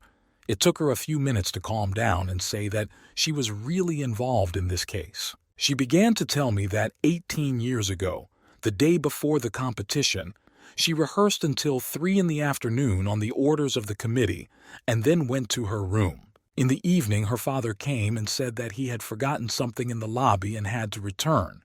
Xiao offered to go with him. Her father replied that it was not necessary and ordered her to stay in her room and not go out. The girl emphasized that her father rarely spoke to her rudely.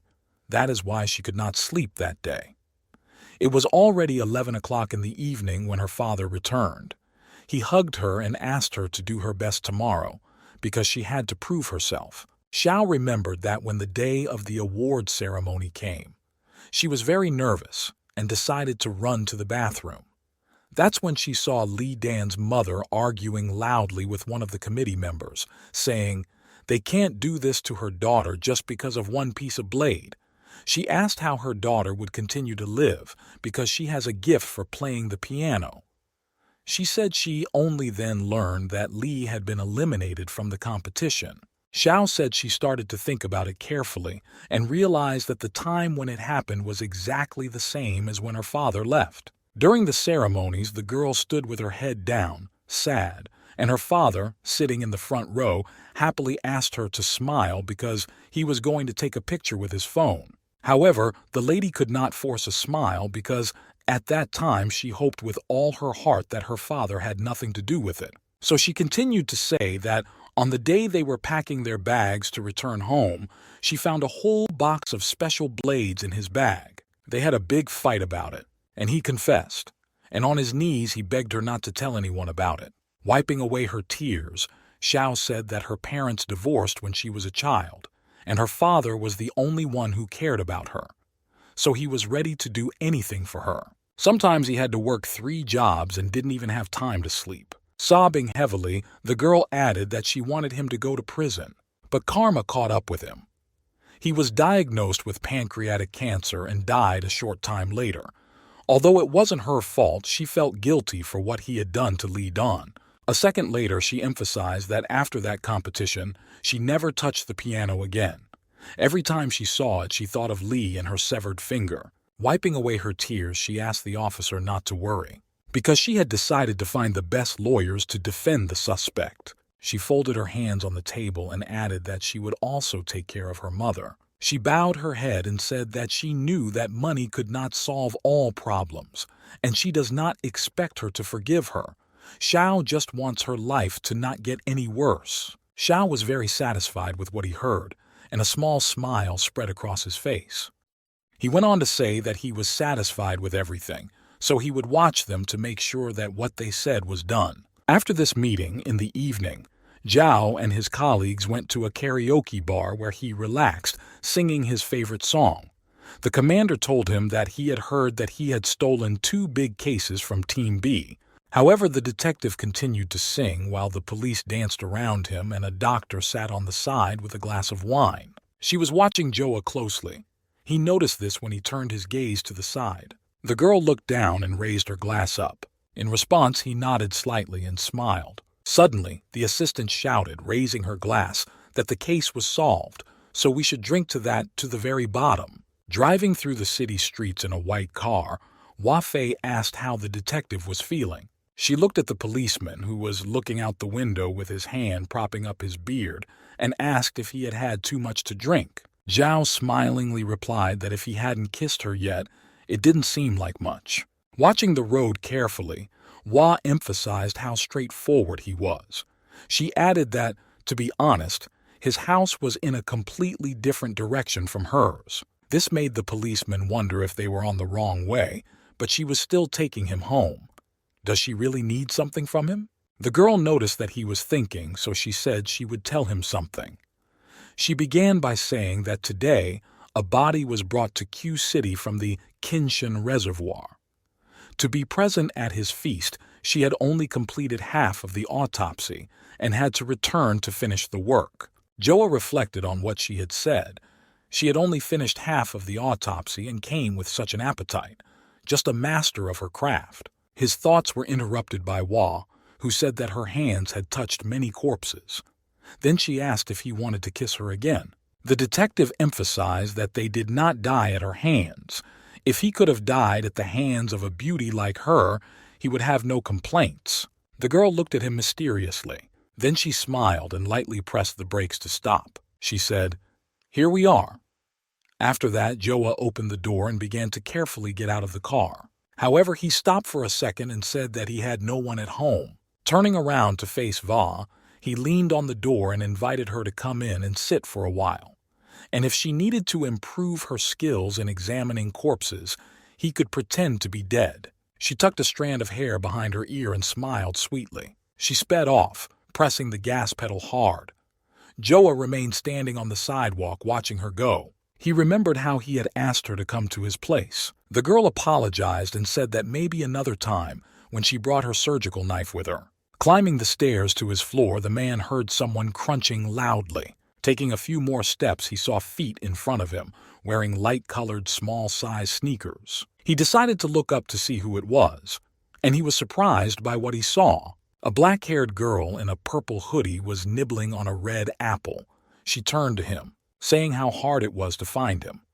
She sat down on one of the steps, and then leaning down to sneeze a little, she added that he was having a good time. Joa smiled and asked what she was talking about, because he was busy investigating the case. She put the apple in his mouth and asked him loudly if he had forgotten what he had done at the parent-teacher conference. Then she burst into tears and said that she just wanted to earn some money to help her family with their expenses.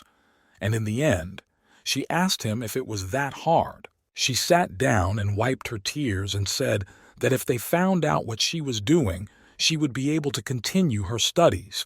Then, how could she continue to study? The detective approached her and put his hand on her back and asked what had happened. Maybe he could help her with something. The girl smiled and asked if it was true. The next day, the curator came for a home visit. He began to tell her that it was almost time for the high school entrance exams, and he said that as a father, Joa should be concerned about his child. After all, Xiao King is one of the best students. The detective smiled sweetly as he listened and thought that she could become a good actress with such a talent for deceiving people. In the alley near the house, the girl offered the teacher a tray of apples. He said he didn't want any. The policeman and the young lady looked at each other. The man's gaze was filled with a question about whether his father would suddenly come running, and the girl told him with her eyes to relax because she was tracking his geolocation. Therefore, he should be in the hospital now. The detective realized that pretending to be a father was very boring. He began to remember the conversation he had with the doctor yesterday. He wondered if she had finished the autopsy and where she was now. When he finished with the curator, I came to the office of Group A. Opening the door, I started shouting, "Shin is my sister." When he saw her, he said how she was looking at the investigation of the new case. He hugged Wang Fei and offered his help, and he whispered in her ear, asking if she would have time in the evening. They could talk about her investigation. A colleague interrupted their cooing. She showed him the sheet, adding that he had a lot to do today. He quickly grabbed the sheet and told her not to worry about the investigation because Ku Ping and her team were already on it. Shin added that the group had decided to provide him with a new phone so he could throw away the old one. On the sheet was a message about a police training session that would take place in the afternoon. At the training site, someone's bare foot was gingerly stepping on the light tiles. Joa was lying on the floor, looking at something on his phone, thinking that the system had recently been producing some strange items, namely binoculars, 3 object composition indicators, a signal blocker, and an air quality detector. And he remembered that sometimes when he sneezed, the system would give him a trigram. He was interrupted from his thoughts by a noise in the room, because everyone said that Miao's sister had come. She was dressed in a white top and short jean shorts. She was holding a bag in one hand and a water bottle in the other. Then she opened it and started drinking small sips. However, the water began to run down her cheeks and then down her neck and onto her chest. With wide eyes of wonder, Joa asked the man standing next to him who the girl was. The man replied that she seemed to be a detective and very beautiful. Without hesitation, the policeman standing in front of her began to talk to her and greeted her. And then, shaking hands, he said that he saw that she had just arrived and had not yet seen the pain techniques that they had already been shown. So he offered his help. The girl stood there not understanding what this man wanted from her at all. Her colleagues were watching them and talking among themselves about what he was doing, whether he was crazy, because she is a martial arts master. She is a 2-time champion in elite sparring, and there are few people who would be a worthy opponent for her. None of the criminals she caught had good results. All of them became disabled after meeting her. The last one summarized that it turns out Joa is in mortal danger. The girl smilingly took the detective's outstretched hand and smilingly replied, "Okay." Having climbed into the ring, the lady stood in one of the corners and listened to what the man was telling her, namely that he would first teach her the elbow grip. He waved his index finger at her and told her to attack him, and the girl began to quickly wave her fists in front of him. One of the punches that was aimed at his face, Zhao caught with one hand. He said aloud, "Bam!" Everyone gathered around the market and watched closely to see what was happening. He grabbed her hand by the wrist and began to spin her around. While doing so, he told her to watch because it was very simple. He put his hand behind the girl's back and happily added that the main thing was to hold her hand just like he was doing now. The girl looked up and smiled and said that she felt as if she could come out of it. Zhao was still smiling awkwardly and asked how she was going to do it. But just then, the brunette hit him in the face with her fist with all her strength. The man squinted his eyes in pain, and a large bruise remained on his cheek where the blow had been made. The detective was surprised because he did not expect this. When he opened his eyes, he saw the lady in denim shorts flying at him again. This time she tried to kick him, but Joa fought back in time by raising his hand. However, he still flew into the corner of the market, which was behind him. He began to rub his wound lightly. Then he said to himself, "Damn, not bad." And then he remembered that he noticed that no one was approaching her. Now it is clear why. Because she pretends to be a gentlewoman, but she is a karateka. Others are afraid of her, so they keep their distance.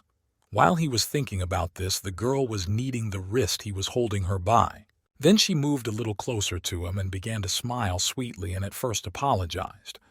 But then she added that she hadn't calculated her strength, so she hoped he wouldn't be angry. A second later, she bowed her head and said gently that maybe he would teach her how to grab the neck. Smiling, the policeman said that he actually knew how to get out of the chokehold. The girl pretended to be surprised and asked what it was. Then she started waving her arms in front of him again and muttered that if he was not afraid that she could break his arm, he could come over. The detective took a swing, but the girl managed to dodge it. Then she looked at him carefully and thought that he was going to hit her in the face or something. While she was thinking about it, he had already grabbed her arm and forced her to bend over. Joa happily asked her how it felt. This made her really angry and she shouted for him to let her go. Carefully leaning behind her, he whispered in her ear, "I'm sorry, but the blow was so painful. He can't move now." They stood in the middle of the ring in a strange pose, and everyone watching began to laugh out loud. The detective continued to whisper. He told her to call him Brother Yu, and he would teach her many techniques. The whole situation made the girl very angry, as you could see from her expression. So she gritted her teeth and tilted her head forward, and then she raised it sharply upwards and with this action struck a new blow, but almost in the same place. Joa stepped back a little and began to hold his nose, which was hurting badly. He opened his eyes again cautiously. I saw the lady throw her leg up high. She tried to kick again, but the man managed to catch her and said that her leg was very nice. They stood in this position for several minutes. Joa held the limb with one hand and put the other in his pocket. The girl was furious at what she heard. The detective said that although he had hit her well, he was not strong enough. The girl was already boiling with rage, so she closed her eyes and clenched her teeth very tightly. Then she suddenly kicked with her other foot and tried to grab him by the neck in the air. When we landed on the ground, the man was lying on the ground and the brunette was holding him with her legs. Then she turned around, leaned over and raised her hand in a fist to punch him directly in the face. Joa looked her in the eye with a stern look. What she saw made her think about what to do next, so she said a long At this point, the policeman acted very cunningly as he bit into her arm with his teeth. This caused the girl a lot of pain, and she screamed "ah" throughout the room. And then, without hesitation, she used her other hand to punch him right in the nose, shouting that he had hurt her very badly. Watching this scene, the commander shouted what these two were doing here. They were putting on a free show, so he ordered them to get up quickly. They got up, but continued to look at each other angrily. The main man, spreading his arms wide, continued to ask what they came here to lie on top of each other, and a second later he added that it was a disgrace. The girl turned to Joa and told him not to get in her eyes anymore, because if she saw him she would just leave. The man replied that he wanted to tell her the same thing. Then he asked if she thought she had scared him with her threat. The commander shouted to interrupt the argument and said that they still could not calm down. Tomorrow, they have to leave here. Let their boss teach them well how to behave. Suddenly, the detective had a transparent screen with information that the happy meeting was 51% complete and a night vision device had been received. At this time, the deputy chief of the hospital said that they must be joking. After all, he was still new, and he had been fooling around all day. He was saying all this to a man who was standing in the ward and looking at something in a large window. The deputy asked the man if he was sure he wanted to make him his successor. The man replied that his perseverance and fighting spirit were stronger than any attacker's. Therefore, he should not be underestimated. Smiling, the captain added that he had already taken care of everything and hid his hands in the pockets of his striped pajamas. However, first we need to work on his character. Tired, Joa said with a cigarette in his mouth that this was the house where the deceased lived. He and his assistant began to look at it carefully from a distance. She was walking behind him and said that he had just returned from training and had been sent to investigate a case with missing details. She asked why he didn't just refuse. The detective asked if not everyone was investigating. The girl said that it was a very old case, and then she asked him if he realized how difficult it was. The man replied that no one had been able to solve it for 10 years. So he started looking at the front door, and then he turned his head back, smiling, and said, "Because there was no one there." He touched the walls of the building and added that as soon as they had solved the case, he would treat her to something very tasty. Opening the door carefully, he took a few steps to enter the room. I saw a couch right in front of me with a pile of empty bottles next to it, and behind it was a large window. Joa began to imagine everything and said that 10 years ago, at 8 in the evening, it was raining with loud thunder. The victim, named Yu Ji-gang, was lying on his couch. At the time of the crime, a blurry figure appeared in the alleyway of the neighborhood, but because there were no CCTV cameras nearby. That's all the information the police have. They have very little evidence. The victim was stabbed more than 40 times, which led to a quick death. Not a single fingerprint or trace of the killer was found at the crime scene. Even the door handle was completely untouched. Therefore, there are two options. Either the victim opened the door himself, or the killer had a key.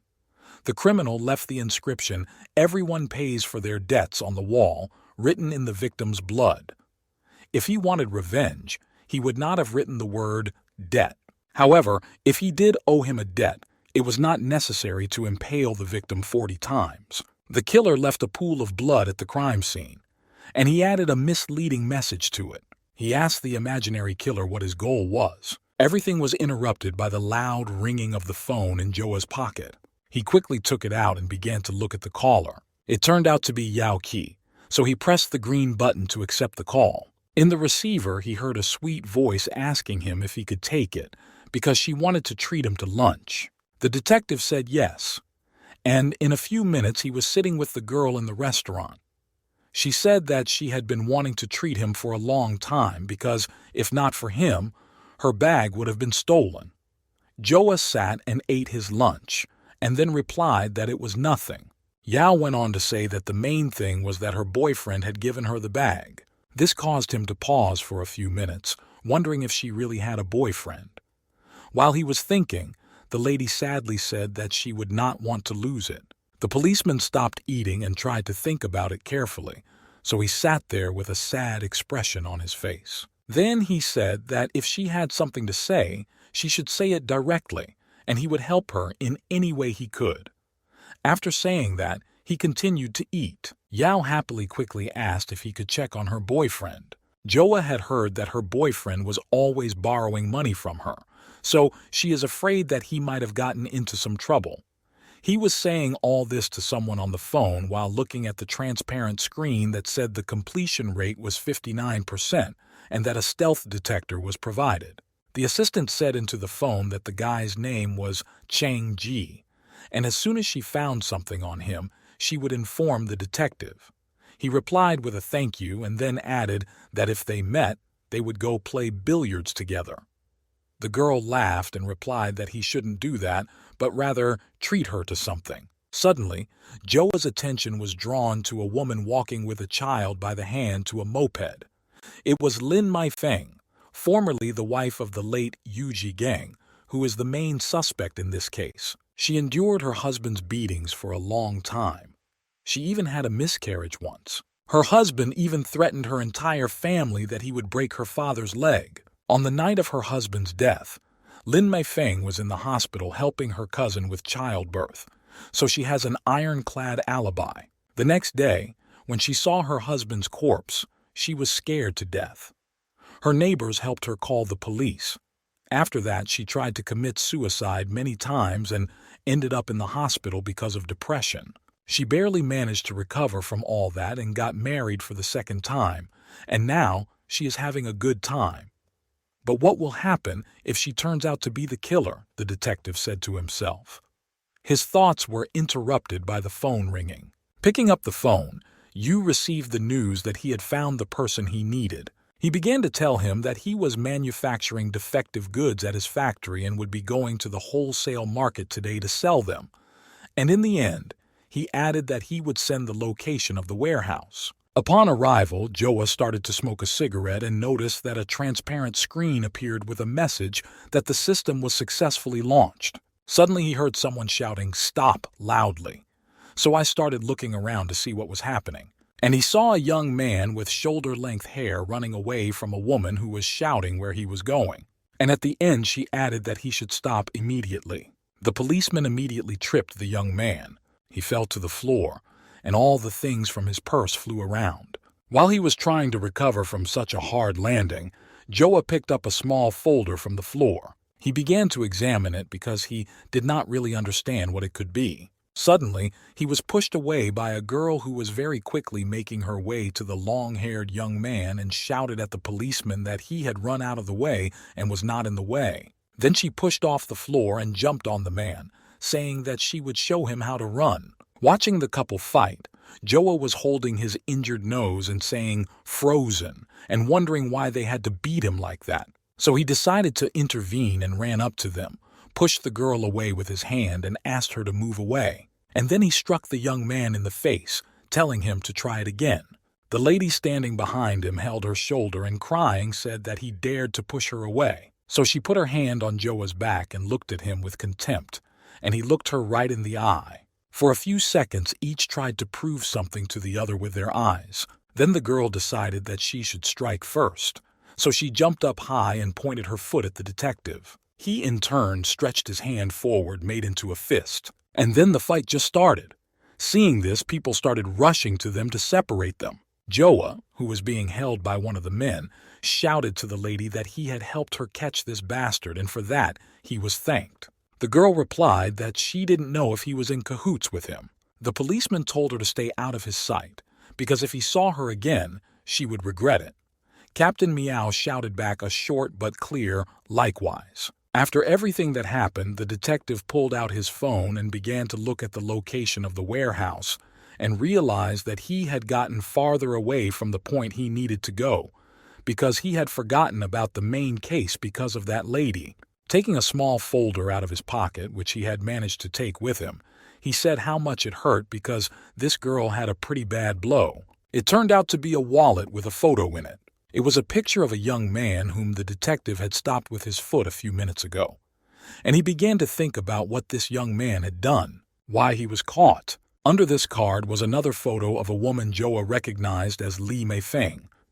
He asked himself the logical question why the photo of the suspect was in this wallet. Arriving at the police station, the detective made inquiries and it turned out to be Liu Pengfei, 41 years old and engaged in wholesale sales. The cards in his wallet totaled about 1,000,000 yuan, and he also owns 3 houses and 2 cars. The detective asked what he had to do with Lin Meifeng.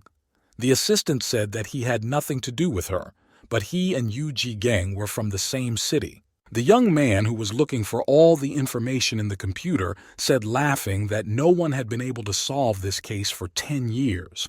And then he asked Joa that he just picked up the wallet and found the evidence. And in the end, he added that he was very lucky. The detective sat down on the floor and began to look at the transparent screen, which said that the meeting was successful. The degree of completion was 80% and an invisible listening device was obtained. Having read everything carefully, I said that it was the system's tricks again. Then he began to look closely at the photo of the woman he found in his wallet and assumed that it could have been taken secretly. So he decided to ask Liu Pengfei, as he must know her well. His assistant suggested that if he kept her picture in his wallet, he might be secretly in love with her. Suddenly, a man came into the office with a folder and said that they had taken 4 fingerprints and looked at their history in the database. It turned out that he had already been investigated several times for minor offenses, but this time he had seriously injured someone and was now being investigated by Department I. The programmer said that they needed to find out who this guy really was, but now he was being held in that department. The assistant leaned her head on her hand and said, "Maybe someone knows someone there." Everyone began to remember, but it turned out that they did not. That's when Joa came to the police station. When he entered the door, he began to smile sweetly, and Yao, as soon as she saw him, said, "It can't be. You have the nerve." Leaning against the wall, the girl folded her arms across her chest and asked if he had come to make a mess again. The detective came closer to her and said that she was talking as if he was some kind of maniac. However, he had business to attend to, so he asked her to leave her personal questions alone for now. After reviewing the sheet that Joa brought, the lady handed it back to him, saying that if he wanted to interrogate Liu Peifei, this sheet was not enough. She asked him to bring all his official documents from the investigation, and then they would talk. The detective angrily replied that it would take a month for official documents.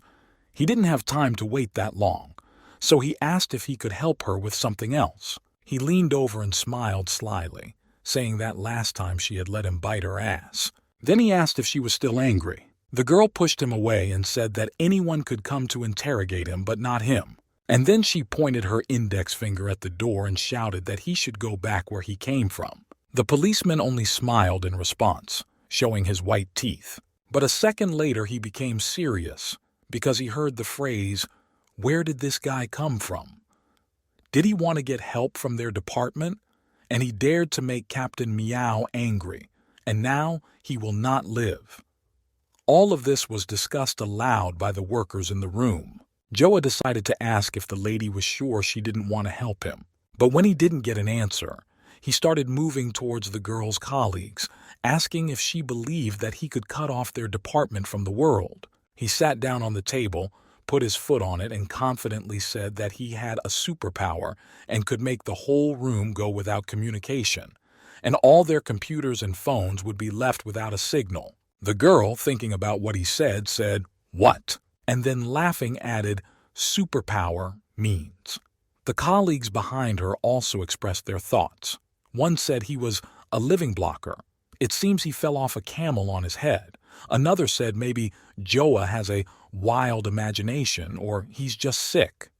Meow added if he leaves the whole station without a signal, and approaching the detective, she said that then she would allow him to enter the suspect's room. The policeman addressed the girl by name, and then he hugged her by the shoulders and happily said that he hoped she would keep her word. After that, he pressed her against the wall, looked her in the eye, and said that it was time to recite a spell for her. The lady pushed him away and ordered a colleague standing behind her to bring a signal detector. Suddenly, the detective began to shout loudly at the entire station, "Captain Meow is a fool!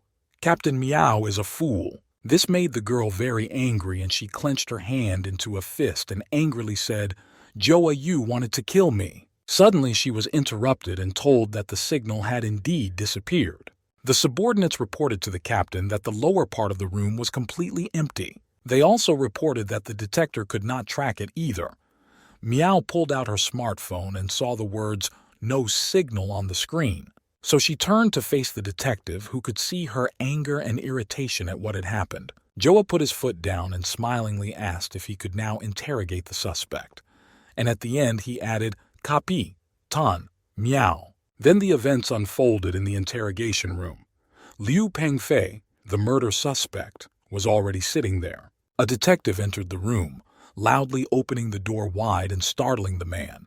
With his hands in his pants pockets, the policeman looked at Liu with a steady gaze. Suddenly, someone's hand pushed the officer so hard that he did not enter, but simply ran into the room. It turned out that this blow was delivered by the captain, who had told him not to block the passage when she came in behind him. This picture surprised the suspect even more. Sitting on the chairs in front of Liu, the girl folded her arms across her chest and began to think about what was wrong with the detective and how it happened that the signal really disappeared. At the same time, Joa was thinking that it was good that he had an invisible signal jammer, which was located in his right pants pocket. That's why they really believed in his superpower. While he was sitting there with his arms across his chest, he decided to use the invisible lie detector. He told the suspect that when he started asking him questions, he would have to answer only yes or no. He answered with a short yes. And Meow quietly said to herself what this guy was up to again. The first question was yes. Are you a man? The suspect answered yes. A green light came on the transparent screen. The detective said, I see. After all, if it's true, it's green, and if it's a lie, it's red. The second question was, are you a woman? The man answered no, and the green light came on. The third question, your name is Liu Pengfei. The answer is yes, and the light turns green again. Fourth, do you like pies? No, green light. And 5, did you kill Yu Jiguang? At first, this question came out of the blue, so it surprised the suspect and made him think. Then he shouted no loudly, and a red light came on the screen. It signaled a lie. Joa jumped to his feet, leaned his hands on the table, and said that he was lying to him right now. Then he grabbed him by the shirt and started shouting that Jiguang knew his wife, Lin Mei Feng. In the end, he asked if it was true. A girl who was present at the interrogation also jumped to her feet and suggested that the detective calm down and let the man go. The suspect replied that he didn't really know her. Meow began to wonder if he was the killer. After all, why did he get so nervous after a few questions asked him? Then she turned her gaze to the detective and said, what does this Zhao Yu know? After calming down, the officer sat back down at the table and began to draw a turtle on a sheet of paper and speculate that this guy was a murderer. This made the man pause for a few minutes in thought, and his head began to boil from all the thoughts because there was no evidence. So he decided to come up with a way to make this man confess. While I was thinking about it, I watched Meow through the open door, who was standing in front of her colleague and carefully reading something on a sheet of paper. When his colleague left, the detective opened the door and began to smile as he looked through it. He approached the brunette from behind, gently put his elbow on her shoulder, and asked if they could talk. In response, I heard a short, "Of course," after which a smile appeared on the girl's face. This confused the man a bit. He wondered why she suddenly began to treat him so warmly. After the conversation, the girl pointed to the photo and said that it was an inscription left at the crime scene in the FM district, and it matches the handwriting of the suspect by 91%. She was telling him and showing him all this. He sat silently at the table with his head bowed. Meow went on to describe the height of the dark figure caught on the surveillance camera that night as a perfect match. She added that he had done everything he could to leave no fingerprints at the scene. However, they did manage to find one single piece of evidence that did not belong to the victim: the killer's hair. It was a perfect match to the suspect's hair. The last sentence frightened the man. He even clenched his teeth in excitement. And then he shouted that it was impossible, and that they were slandering him, and demanded a lawyer. Joa watched the man's violent reaction closely. Meow turned to face the detective and quietly said that this would not work, and added that maybe the hell with it. The man coughed and asked to take a closer look. He surprised the lady because she was ready to give up. The detective approached the suspect and showed him a small piece of paper, saying that in addition to physical evidence, they also have a witness. It turned out that it was a photo of the victim's ex-wife, which the policeman had found in the man's wallet. With big eyes of surprise, he said, She told everything. Joa began to think quickly about what this gentleman could be talking about. He confidently put his hand on the table and continued his cunning game, so he asked the man if he had just realized it.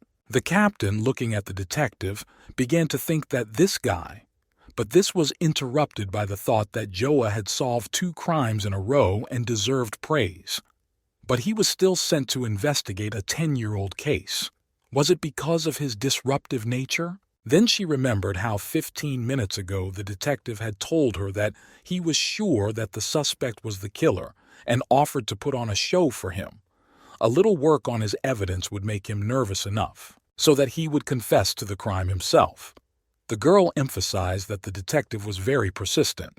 The suspect bowed his head and briefly said that they were right, and sadly added that he had killed Yu Jiguang. This answer surprised the detective and Miao because they did not expect to hear it so quickly, so they turned to each other at the same time, and you could see the joy in their eyes, because they managed to do it. The suspect began to say that he and Li Meifeng had signed an agreement, or rather a contract, to exchange murders. What he said alerted the police, and they simultaneously said, "What?" After that, Joa began to recall seeing her with the baby, happy and smiling, and asking if she was a murderer as well. The suspect continued that he and Yu Jiguang went to the same high school. At that time, he fell in love with a girl named Xiao Qin. He was unable to win the girl's heart, so he spread rumors that she had already slept with him. His lies spread like wildfire, and in a short time the whole village knew about it. Everyone laughed when they saw her and started whispering about it. After a short period of time, Xiao Qin was forced to leave school and moved to another city to find a job. Sometime later, he heard rumors that she had started working as a prostitute. For him, Yu Jiguang fully deserved to die. Miao added, "Because of this, he asked Lin Meifeng to go to his house and kill your wife, Yixian Wenli." The thought, "Did this bastard kill his wife too?" flashed through the detective's mind. And then, looking at the brunette, he noticed that it was not surprising that she changed her attitude and began to help him. She just needed his help to make her confess everything. What a woman! The policewoman put her hands at her sides and asked in a serious tone why the man had ordered Jian Wenil's murder, to which the killer calmly replied that he had wanted her dead from the very beginning. After all, she had never respected him. His work, the house they lived in, everything was arranged by her father, and he was just her nanny, who cleaned up all the garbage after her. Therefore, he had to deal with those men with whom she cheated on him without hesitation. At the same time, the woman was silently and calmly watching him over her shoulder with her head held high. After a while, he saw in the movie how people made a contract to exchange murders. After that, he found Lin Meifeng because she had endured her husband's beatings for so many years. So he knew that somewhere deep inside she hated him. And with her help, he could not only avenge Xiao Qin, but also kill his own wife. However, she refused his offer and the case was postponed. And as a result, this bastard beat her almost to death, which caused her to miscarry, and she came to him, agreeing to the proposal. They signed a consent and recorded everything on a dictaphone. On the day his wife died, he was at the factory. And on the day of Yu Jiguang's death, she was in the hospital helping a relative give birth, so they both had an alibi. In any case, the man emphasized that he had lived a good life for 10 years. And now, having confessed everything, he felt relieved. The policeman stood calmly and silently listening attentively to every word of the killer. After that, the action unfolded in a street snack bar where they raised their beer glasses high, loudly saying that the case was solved. Everyone present at this event began to praise Joa. One said he should confess because he was Sherlock Holmes from another planet. Just great, because it took their department 10 years to solve this crime. The girls were talking to each other. One said that she thought that murder-for-hire cases only happened in movies.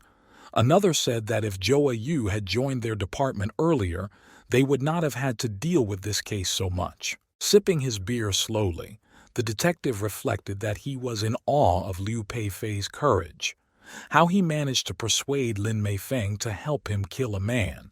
Wasn't he afraid that she might ruin everything? Suddenly, a transparent screen appeared, displaying a message saying that the degree of completion was 90% and that 3 invisible surveillance cameras had been obtained. A few hours ago, Zhao was gently holding Miao's hand. He shook her lightly and thanked her for her pleasant cooperation. She replied that she would tell the details of the 2 cases to her boss. After that, they would both cooperate in the investigation of the case. She added that she would send him all the details. At this time, the man took out his phone and looked at something on it and said that it was good, so he would return to the station and close the case. Miao emphasized that first she needed to get an arrest warrant for Lin Meifeng. The man froze for a moment. The lady decided to stir him up a bit by asking him what happened. The detective said that he could not believe that that nice woman with a baby was a murderer. The policewoman said that it was not yet certain. Let him come to the police station first and then they would find out. As he continued to drink beer from a large glass, Joa was thinking that Miao was not only beautiful and intelligent, but she had a gentle hand and soft skin. Suddenly, a loud phone call rang throughout the room. Of course, it was the detective on the phone. Pulling out his smartphone, he began to look at who was bothering him. It turned out that it was the police brunette he had just been thinking about. She told him to come to the police station as soon as possible. The detective quickly arrived at the scene, despite the fact that it was already quite late. He ran through the front door where Miao was already waiting, emphasizing that he had come quickly enough. Leaning over the sheet to catch his breath, he said that he had called a taxi and offered to tell her what had happened in detail. The girl watching him began to wonder if he was drunk, but she decided to tell him that they had just interrogated Lin Meifeng, and she said that she had used a knife and stabbed Jian Wenli to death.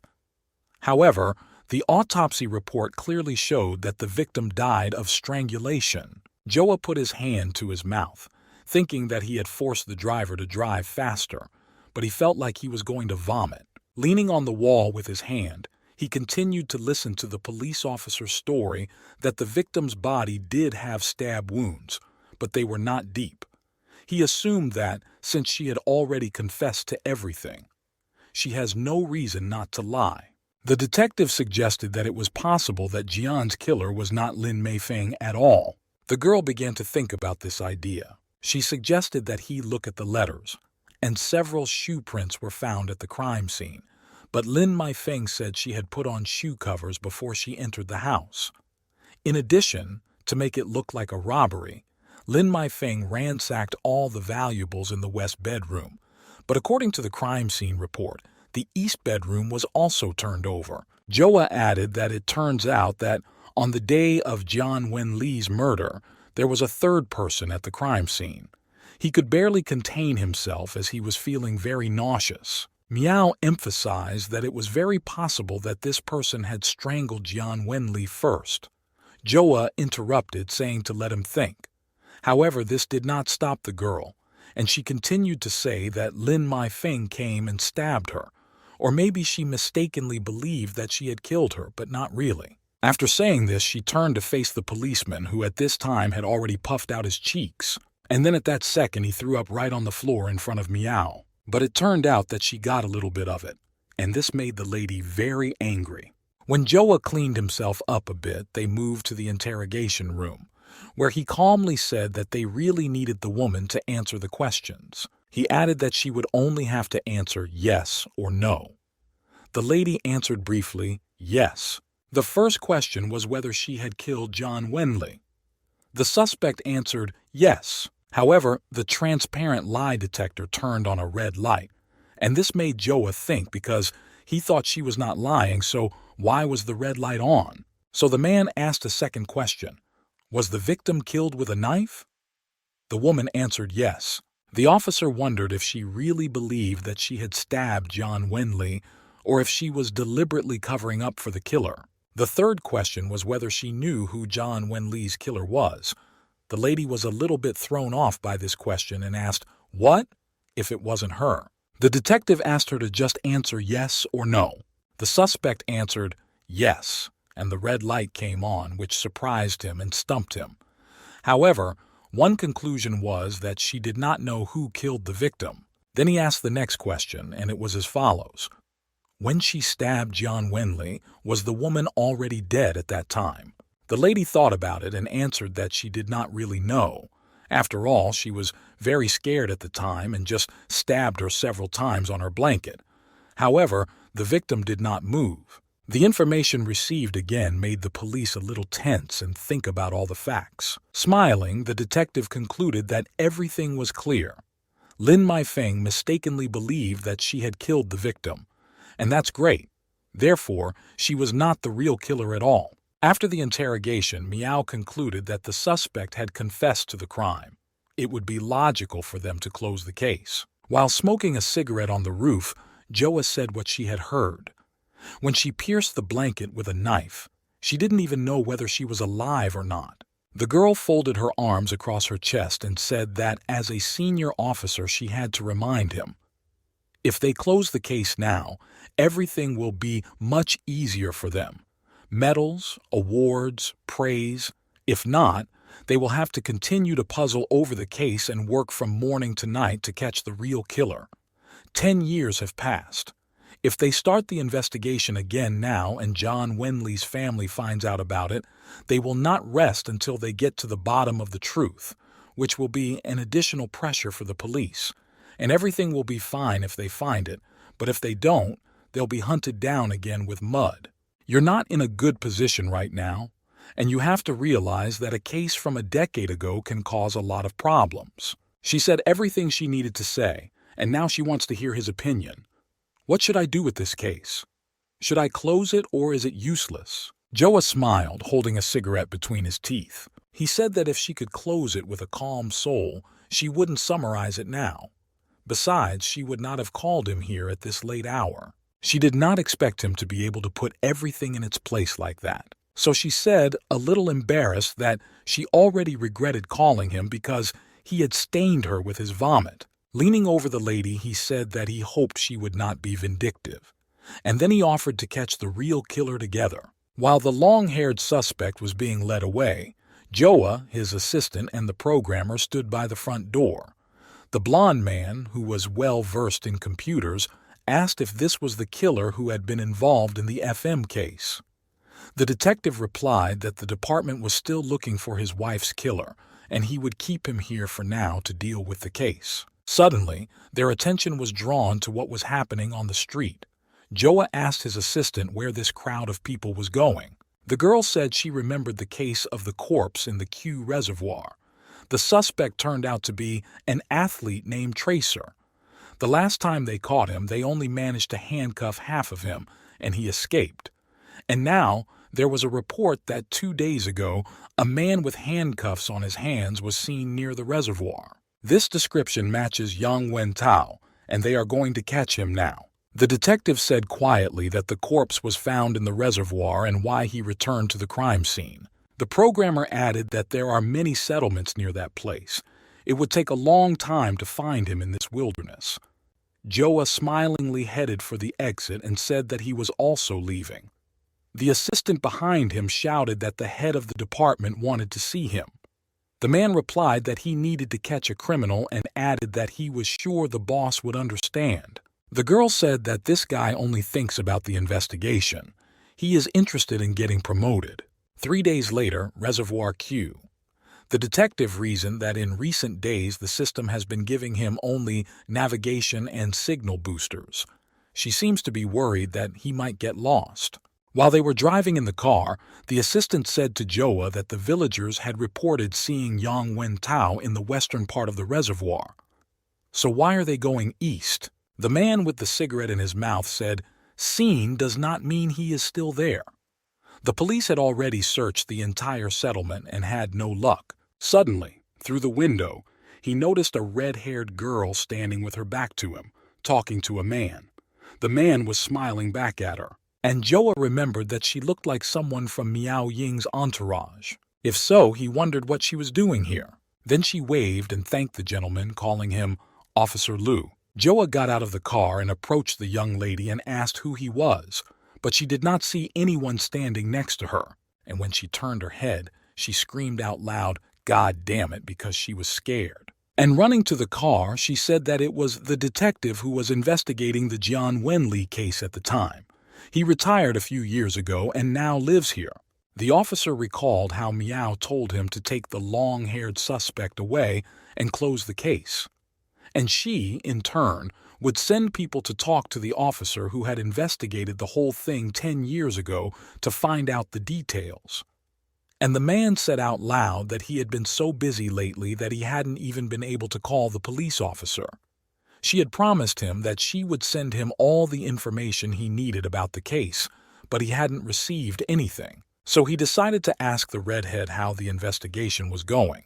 While waiting for an answer, he took a pen from the girl's hand and told her that it was a dictaphone with which she had recorded a conversation she had had a few minutes earlier with a former detective. The girl recalled how she had once asked Meow if she should send all the information she had received to Joa. She replied that it was not necessary, because they had agreed that they would investigate together, and he had gone to catch the criminal in the reservoir, and since he was busy, they would... The redhead took the pen away. She said that she had the right to confidentiality and hid the recorder in a pocket on the chest of her blouse. Joa said there were 2 departments working on the case. And what is there to hide anyway? The lady turned her back on him, took hold of the car door handle, and said that if he had any questions, he could ask her captain. The detective held the door with his hand and said that if he wanted something, no one had the right to refuse him. The lady was a little scared by this act. However, their fight was interrupted by Joa's assistant, who called him to stand a little to the side. She asked him why they suddenly stopped here. This allowed the redhead to quickly get into the car and start it. She pressed the gas pedal as hard as she could, and the car started to fly as if it were flying. The assistant clarified who the girl was. As the car drove away from them, the detective remembered how he managed to pull a pen out of the young lady's pocket while she was looking at his assistant and said that she had decided to play with him or something. She added with a sly smile that she was too young for that. Turning on the recorder while driving, I heard the following words. He is at least 6 feet tall and limps on his right leg. In addition, pieces of dirt were found on Jian's body. The killer most likely pushed her against the wall before strangling her. Suddenly, the phone rang loudly.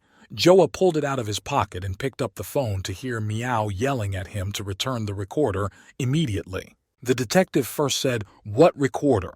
What are we talking about?" The captain told him to stop pretending. She added that he should listen carefully to the fact that Lin Mai Feng's stationery store was destroyed, and Liu Pengfei's pantry was also set on fire. Jian Wenli's parents began to rage. They demanded that the police catch the culprit as soon as possible. So she asked Joa to return to the police station. In response, he asked to send him all the materials for now and added that he would return as soon as he had dealt with his case. Stopping at a gas station to fill up on fuel and meet a redhead who happily took the recorder, saying, "They say there are a lot of cliffs here." She got into her car and added that since he was not familiar with the area, she advised him to drive carefully. Otherwise, he would fall off a cliff and they would have to look for his corpse. Joa, licking his ice cream, thought about the words and said a long, and suddenly the words, "not familiar with the area," came to mind. So he quickly ran to the assistant and asked her to check what Yang Wentao was doing. The girl entered his data into the tablet and began to read that the man was a clerk in a technology bureau. Then she asked what was the big deal. The detective said that, as a civil servant, he could have participated in site survey projects and might have come here. No wonder why he was hiding near the reservoir. He just knows the region well. Next, I asked my colleague if he had participated in any large-scale research projects related to Reservoir Q. The girl answered that it was the reformation in the old Silver Spring, the village of Yu. He had been involved in the project for 3 years. He knew the area and had been here many times. She added that the village was quite close to them. She emphasized that Joa had guessed right again. Smiling, he happily suggested that they go to the village. They arrived at the motel when it was very dark, and a large, lonely moon was shining brightly in the sky. The assistant changed into a silk dress to go to bed and asked the detective if it was night and if he was going to go to bed. Looking at the map on his phone, he told her to go to bed for now. The girl calmly said good night. After that, while having a smoked chicken leg for dinner, Joa began to think that the suspect was searching for silver and knew about the cave mines and where to hide. But the map showed that there were a lot of them in the area. The man's thoughts were interrupted by a bark. It turned out that there was a dog standing right in front of him, watching him closely, with warm saliva coming out of its mouth. The detective looked at the smoked leg and began to think about whether to give it to the dog or keep it for himself. When he came to a convenience store, he asked the seller to give him another chicken leg. And then he threw it to the dog, telling him to eat it. While I was watching this, I wondered if the suspect was hiding in the mine, what he was eating there. Perhaps he hides only during the day and goes to town at night to buy food. After showing the photo of the man he was looking for to the animal, he said it would be good if he turned out to be a police dog. However, he asked him to look at this murderer. He asked if the dog was familiar with him and if he could find the man for him. After all this, the detective started laughing out loud. He said that he seemed to have had too much to drink. After finishing the chicken leg, the dog turned around and ran loudly, barking as if calling after him. So Joa did not hesitate to follow him, and as he walked, he began to wonder if he could really know the suspect. Suddenly, the dog stopped and sat down on the ground. The detective tried to get away from him because they were moving very fast through the forest. The man even began to sweat on his face. At the same time, he saw an incomprehensible pile in front of him. So he asked himself if he was imagining things. But after a good look, he added, "What the hell?" Because it turned out to be dog shit. This made the policeman angry, and he was upset that he had come all this way in vain. However, he heard a phone call, and it wasn't his, so he pulled out his own and started shining his flashlight in the area where the sound was coming from and saw someone running away among the trees. Joa noticed half of a pair of handcuffs on one hand. He remembered the assistant telling him that the suspect was a Tresurulm athlete and that the last time they caught him, they had only half of the handcuffs on him before he escaped. The detective was very amused by this and said to himself that this man would not escape now. However, running after him through the forest at night was not very easy. After all, in the dark you can't see anything properly, and the flashlight on your phone doesn't give you the light you need. As the policeman continued to run, he reasoned that the suspect was a tracer and that he knew the area well, and it seems to him that he will never catch him in such darkness. He stopped for a few seconds to think carefully about what to do next, how best to act, and a wonderful thought flashed through his mind which brought a wide smile to his face. He decided to use the system's gift because now was the right time. So he chose an invisible night vision device plus invisible goggles. After running a few meters with this device, he saw a mine and its entrance in front of him. He went through the existing opening into the middle. Joa began to run quickly down a large, long corridor. After a few minutes, he came to a crossroads and had to figure out which way the suspect ran. Suddenly, he heard the dog barking again. He turned back and saw the animal that had led him to the forest. The dog started running into the tunnel on the left. This made the man very happy, and he said to the animal, "Well done. I believe in you." After a few meters, the detective heard the sound of handcuffs. But in front of him, he saw the suspect who continued to run forward. Joa shouted at him to stop. The police officer gained a little momentum and pushed off the ground. He jumped up high and struck the hooded gentleman. This knocked the flashlight out of his hands. However, the athlete did not give up and tried to get it. At that time, the detective grabbed him by one arm and put it behind his back, and smiling, he told him to try to run some more. However, the suspect managed to pull a knife out of his other hand and bring it to the policeman's face. He held it right between his eyes. He suddenly cut him on the left cheek, and then he quickly ran away down the mine tunnel. Sitting down in pain, the detective shouted loudly, "Bastards!" However, he turned his face in the direction where the fugitive ran. What had just happened made him very angry. However, it did not stop him, and he continued to pursue him. When he caught up with the athlete, he noticed that he had crawled into a small hole in the wall. He approached the hole calmly and carefully with small steps. At that time, the suspect was sitting behind the wall and prepared a knife to defend himself. He was waiting for what would happen next. He began to think about where the person who was chasing him had gone and why it had become so quiet. At that moment, there was a blow from the side that knocked the athlete to the ground and knocked the knife out of his hands very far away. Joa turned to him cheerfully, asking if he really thought he could outwit the officer. The suspect still tried to get to the lost weapon. However, he did not have time because the policeman turned him on his back and punched him in the face, saying, "You like to brandish a knife." Then he inserted 2 fingers into the suspect's nostrils, and then he threw the man against the wall, saying, "Wave to me here." Suddenly the detective felt dizzy. He began to think that he could not have gotten tired so quickly. Behind him, he saw a dog standing and barking at the entrance. This made Joa wonder why he was not suitable. And then a transparent screen appeared and a message appeared saying that there was not enough oxygen. Please leave the room immediately. The policeman quickly began to put the other half of the handcuffs on one of his hands and reasoned that he had guessed that there was too little air.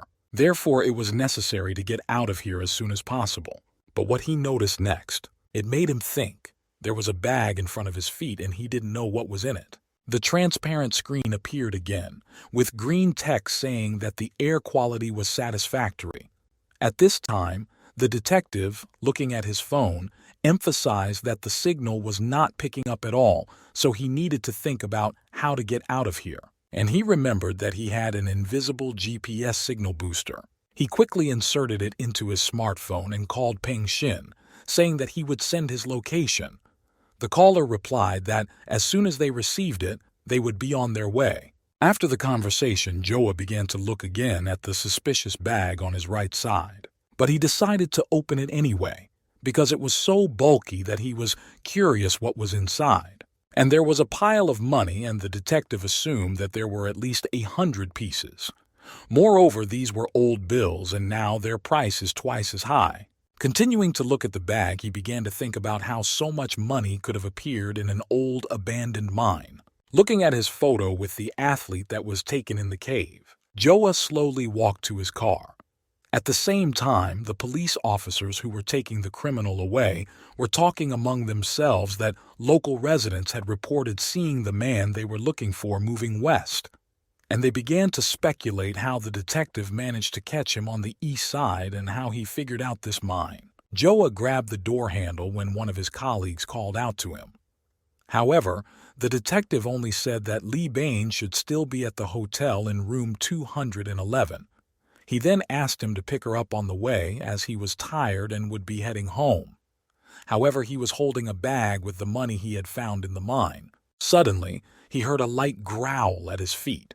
The same dog was sitting next to him, looking him in the eye as if trying to ask him for something. The policeman tiredly told him to get in the car. Driving home, the man rejoiced that he had solved another case, and the dog was barking happily because he finally had an owner. Climbing the stairs, a transparent screen appeared on which it was written that an invisible X-ray machine had been received.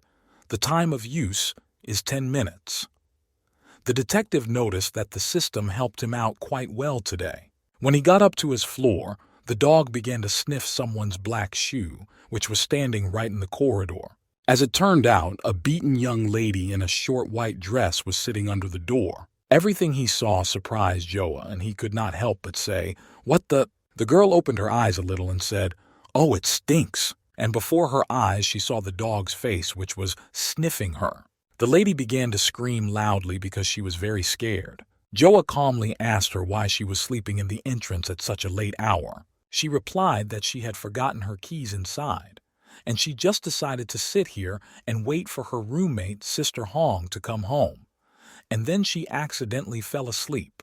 With a sideways glance, the detective noticed the wounds on her face and wondered if she had been beaten. Finally opening the door, the man went in first and then invited her to come in and rest. Then warm water flowed from the shower head. It turned out that this girl took it upon herself to wash the dog thoroughly, and while she was doing so, she asked the officer what his dog's name was. At that time, Joa was sitting on the couch eating a banana and answered the question as follows: "Shit specialist." Being in the bathroom, the lady could not hear well due to the flow of water and asked again, "Shitty specialist." The detective then began to wipe and dry the dog with a hairdryer.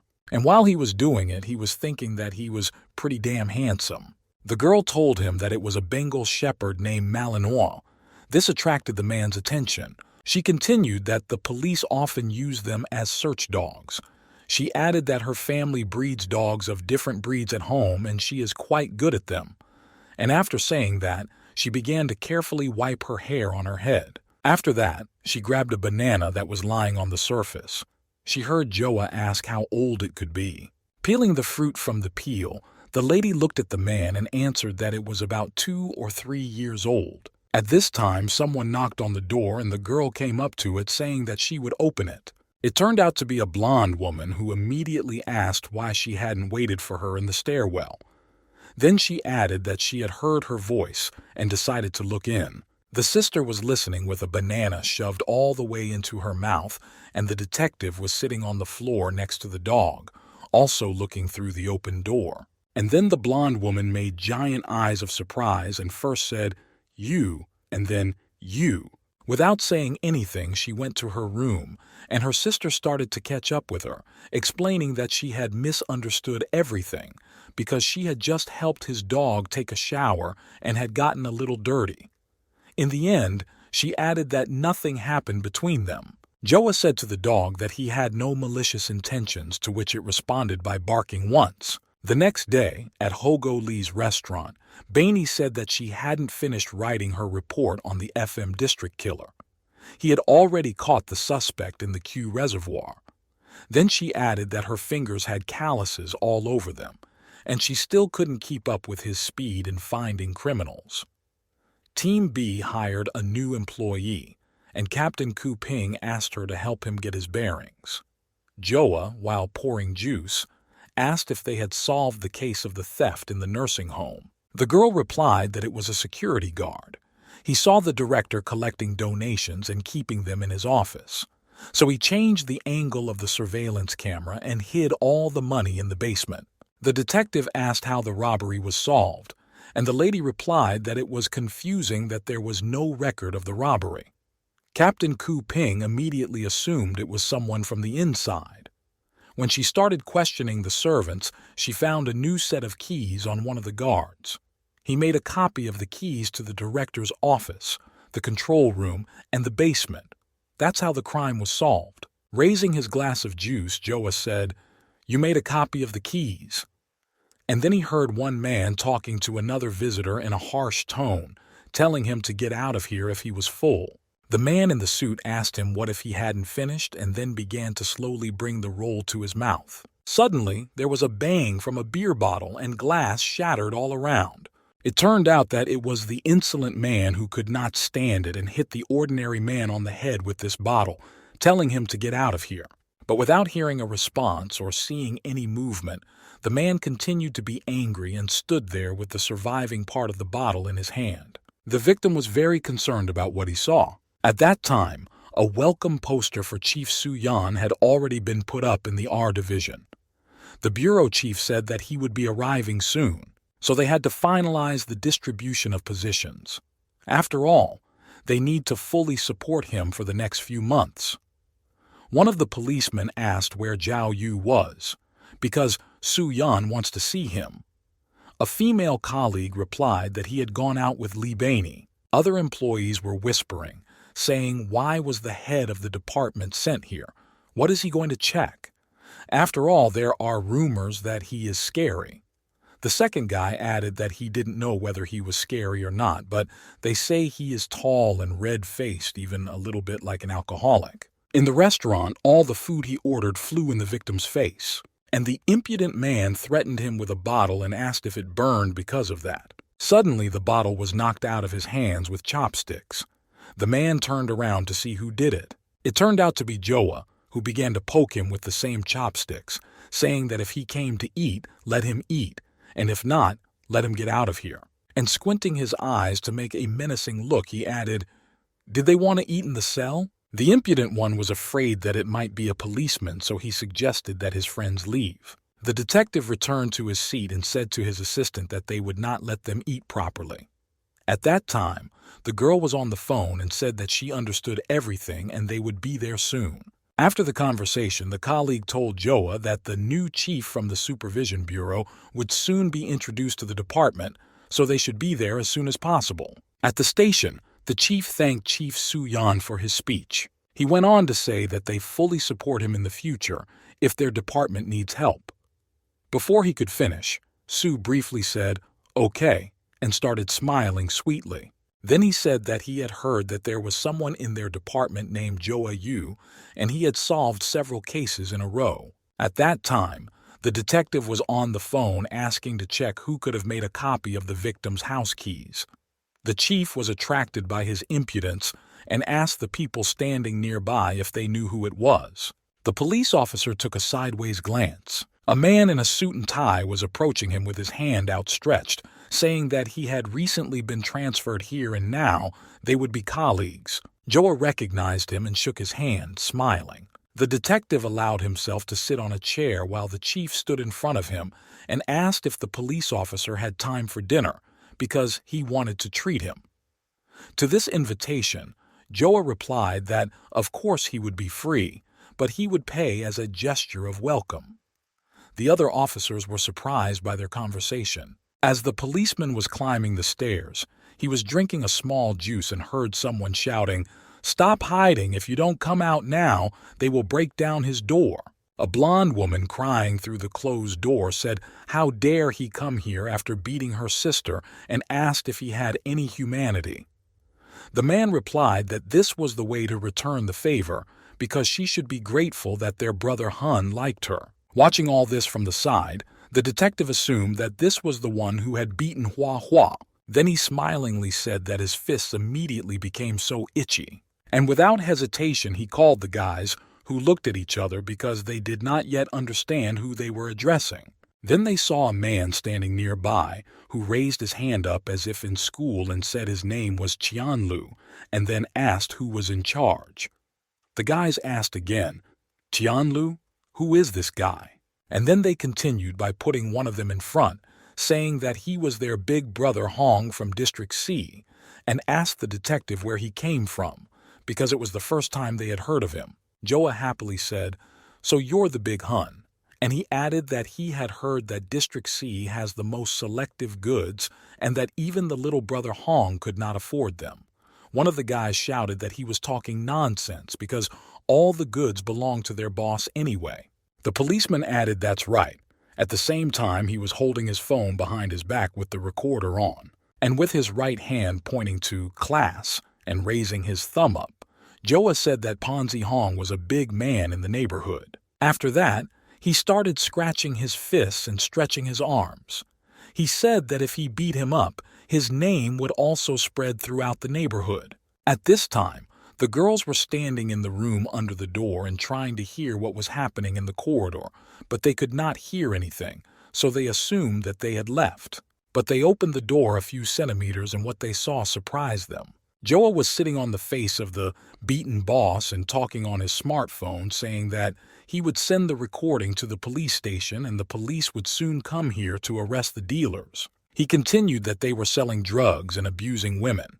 He asked if this was enough to put him in jail. The girls began to thank Joa with joy because, if not for him, the detective closed his eyes and said that his services were not free. And smiling, he added that the two immediately went to the room and washed themselves well because they would have to work hard.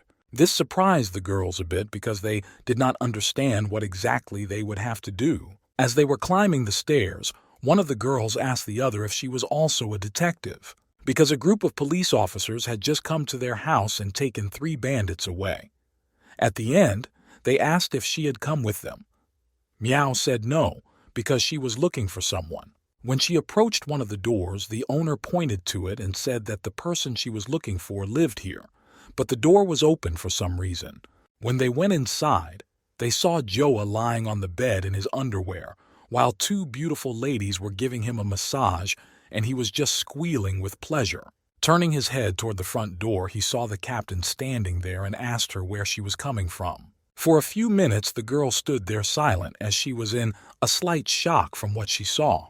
And then she said that she was going to greet his boss and needed the detective to go with her to the police station and help with the trial of Jian Wenli. And at the end, she added that she thought he might be a little busy. At that time, Joa was already sitting on the bed and the girls around him were smiling sweetly. However, he said that he was not at all. He asked them to wait for him for a while because he needed to change his clothes. He went down the stairs. The detective was thinking that he didn't know why, but every time he met Meow, she seemed more and more beautiful. At this time, the captain was walking calmly, looking ahead and thinking about something. Joa looked at her carefully from head to toe and said quietly that he wished he could use his X-ray machine on her. And he began to imagine Meow washing herself completely naked in the shower. The girl interrupted his thoughtfulness by angrily asking where he was looking. As he got into the car, he replied that he was thinking about nothing. Then he asked if they caught the real killer, what would happen to Li Meifeng. The lady, sitting down on the seat, replied that she already had an evil motive, so they would see what sentence they would pass. The detective said that her husband said he would hire the best lawyer to defend her, so he thinks the result will be good. While having lunch with fried chicken, we could hear two men talking. One of them said that the killer's name was Mi Ai-jun. He limps on his right leg. He comes from the same village as Jian Wenli. The second said that his brother worked at a clothing factory owned by her family and he always knew she was wealthy. The first added that he had called her husband, Liu Pingfei, when he came to him for help making a duplicate of the house keys, so he made another copy for himself. The interlocutor said that on that day he learned from his brother that Liu Peifei and Jian Wenli would go to the factory and then no one would be home, and it was the perfect moment to rob them. At this time, the detective laughingly told Miao to eat properly because she needed vitamins to be healthy. The girl did not hesitate and started throwing fish bones right into the detective's plate, who was a little embarrassed. One of the men came up to Yu and asked him how he had guessed that a person who made copies of keys was involved in this case. Joa happily replied that earlier during the interrogation, Lin Meifeng had said that the door of Jian Wenli's house was locked, and then he asked the logical question of how the killer could have gotten in. While searching for evidence, detectives found no trace of a break-in. This suggests that the killer had the keys to the house. Question: where did he get them? Of course, first of all, suspicions fall on the person who makes duplicate keys. The man listening to all this said, "Wow, just brilliant," and another added that the detective had studied everything to the smallest detail. In her mind, Miao thought, braggart, but she said out loud that Officer Joa really is a sharp mind. Finally, she added that they really needed people like him. Looking sideways at the police officer, she went on to say that she had just been to his house and met his two girlfriends. One of them massaged his shoulders and the other his feet, and he was still not satisfied. This made Joa wonder if she was praising him or mocking him. However, he decided to interrupt her by saying that they were all about him, so about him. Captain Miao, for example, is a real martial artist, and added that last time she beat him so badly that he had no choice but to bite her ass. Miao jumped up and leaned on the table with her hands and shouted, "Joa Yu," and then she kicked him out of the cafe, telling him to leave and never show his face again. While searching for the right route, the detective said to himself, "The first one started and she didn't get the joke." Walking along the sidewalk, it turned out that it was very difficult to catch a taxi here. So I thought that stupid Miao couldn't have chosen a cafe closer. Then I remembered the last episode in the cafe and wondered what she meant. Did he really hurt her so much that she didn't want to see him? In front of him, he saw two men sitting on the ground, leaning against the wall of the room, drinking beer and talking loudly. The detective was very pleased with what he saw and began to laugh with all his 32 white teeth, saying that he needed help. When Captain Miao was coming out of the alley, she saw a man in a hoodie with a hood and a hat on his head scratching the wheel of her car. She didn't think twice about it. She just jumped up and kicked him right in the head, asking him what he was doing. Was he looking for death or something? Joa was watching from a few cars away and couldn't help but giggle at what he saw. One of the drunks asked him why this girl was so cruel. The detective remembered how he had met these two men, and at that moment, he thought how good it was that he had come across them in time. So he approached them. He pointed at Zhao's car, then said that its owner was constantly insulting him and asked them for a favor. He asked them if they could pour their fountain on the car. He wanted to teach this girl a lesson. The drunks asked him if he was confused. The policeman handed them a few bills and said he would pay $500 for it. The decision was up to them. And they agreed, because it was a very tidy sum for them. And one of them went to the car to fulfill the task. First, he looked around and unzipped his pants, and then he began to urinate right on the wheel. This made the captain very angry. Miao continued to knead the man on the road, saying that he would not go anywhere until he washed her car to a shine. The man said he was mistaken and asked her not to kill him. Joa stood behind the van and laughed out loud. Suddenly, a man came out of the cafe and said that he thought he heard Gao's voice outside, so he decided to go out to see what was going on. Looking closely at the house in front of him, the detective didn't like something about it. After all, something was wrong here. He assumed that maybe these people were smuggling, and he saw a crowd of people with bats starting to move towards Meow, saying how dare she hit their friend. As he made his way through the crowd, the detective shouted for them to move aside and let him pass. When he got to the middle, he saw the girl beating one of the men. However, another man was standing behind her, raising a stool over her head to suddenly strike her. The captain turned back because something caught her attention. Namely, Joa had knocked out the one who wanted to hurt the girl while she was not looking. Meow wondered if he had helped her. However, she had to keep fighting off the man who started swinging his fists at her again. She grabbed him by the hair and slammed his face into her knee. This caused the man's nose to bleed. He tried to punch her in the face as well, but missed. Having fought back, Joa and Meow leaned against each other and started looking around, waiting for someone to attack again. But the policewoman suddenly turned around and elbowed the detective right in the nose. And then, smiling, she apologized and said she hadn't noticed him.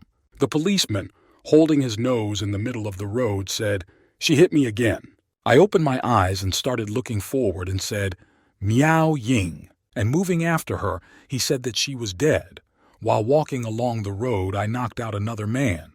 At that time, she was dealing with the rest of the gang. Joa grabbed her shoulder, which scared her. He pulled her to him, pressed her close, and kissed her gently on the lips, holding her waist with one hand and her face with the other. The girl did not expect this, but at first she did not resist, but tried to enjoy it to the fullest.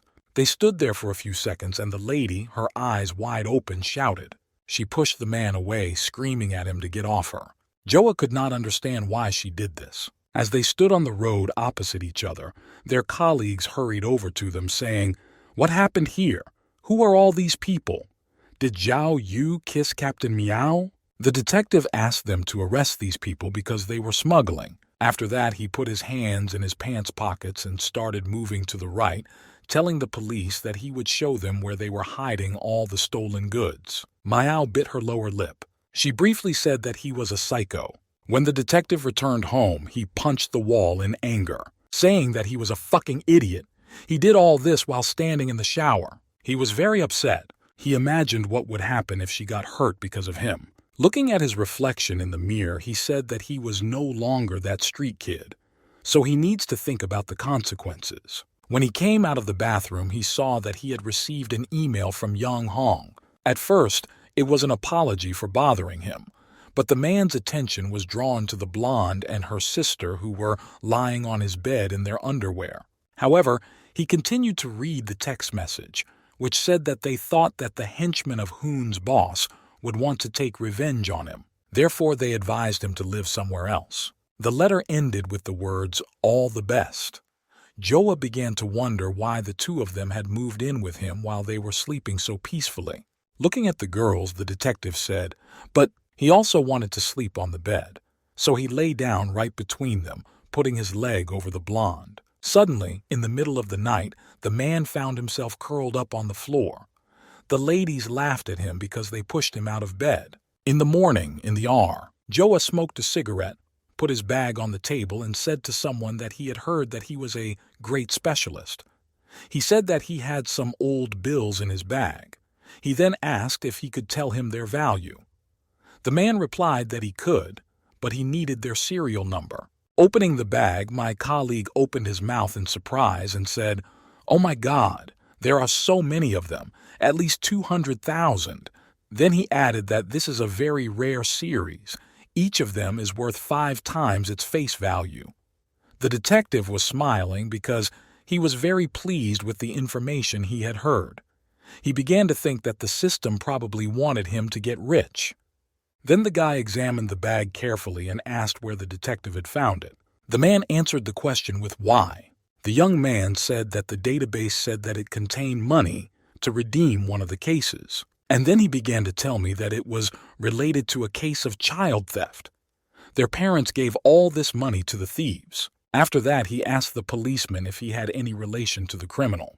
Joa, smiling slyly, asked him to guess. The assistant added that 26 years ago, several wealthy families lived in the village of M. Because the conditions for their children's education were not the best, they decided to send them to a private school in the city. The families hired a driver named Niu Wei-guang. He was to accompany them to school on a special occasion. The car was red in color. One day, on their way to school, they drove into a tunnel. They moved there for a few meters at low speed and suddenly just disappeared without a trace. It was about 12 o'clock in the morning. A lot of police came to the mine where Joa found the bag with the money. Everyone had to look around to see if they could find any evidence. The assistant, standing in a special raincoat, continued that 3 days after the car disappeared, the thieves contacted the parents and demanded a ransom of $1 million. But after the family handed over all the money, the criminals stopped contacting them. And in all these 26 years, the police have not found any clues. The detective listened attentively to all the information while smoking a cigarette. Then the girl showed a photo of that ominous bag. She said that it had a butterfly sticker on it, exactly like the one he found. A colleague who was sitting in the car with the window open added that Joa managed to catch the criminal and find a clue to investigate another case, and sometimes he thinks he has some kind of superpowers. The detective was wondering if it was the system again. It seemed strange to him at first. How could such a large sum of money appear in such an abandoned place? The other policemen were talking among themselves, trying to figure out what they should find in such a remote place. One of them said that nothing at all and that they had come here in vain. Suddenly, someone shouted loudly that they had found something, and this attracted everyone's attention. The journalists turned on their cameras and started asking if it was true that the police had found the bodies of the children who had been kidnapped 26 years ago, and if all the victims had been found. Please, what can he say about this case? Because they were told that the mayor of the city had also arrived. The families of the abductees have collected several million in compensation. Is this true? The head of the department replied that as soon as he had any news he would inform them, but for now he had no comment, so he asked everyone to leave. Joa reasoned that no one expected that all these 26 years in this mine. There were corpses of stolen children. Opening the door to his office, he said that the investigation into the kidnapping of children in District M was starting right now. He found himself in a conference room where an assistant started waving at him as she took a seat next to him. Behind the podium, the chief spoke, saying that 5 bodies had been found in an abandoned mine. Using DNA tests, the police were able to identify 4 children. Their names are Liang Meili, 9 years old, Liang Zhuhang, 12 years old, Tao Zhao, 11 years old, Liu Hongxiang, 10 years old. Another corpse belongs to a driver named Niu Wei-guang. When it was 12 o'clock in the morning, the detective was quietly walking around the police station. Suddenly, he stopped in front of the window and looked at the full moon in the sky and emphasized that Peng was a son. These were the parents of the kidnapped Tao Zhao, 11 years old. A few hours ago, Zhao's co-worker introduced him to his parents, telling them that he was the one who found the crime scene and the bag of money. His father shook his hand and thanked him for everything he had done. He added that, to be honest, they were tired of the unknown. He gave them a chance to say goodbye to their son, so he was very grateful for that. After that, he started to cry very hard. However, he continued to hold the detective's hand.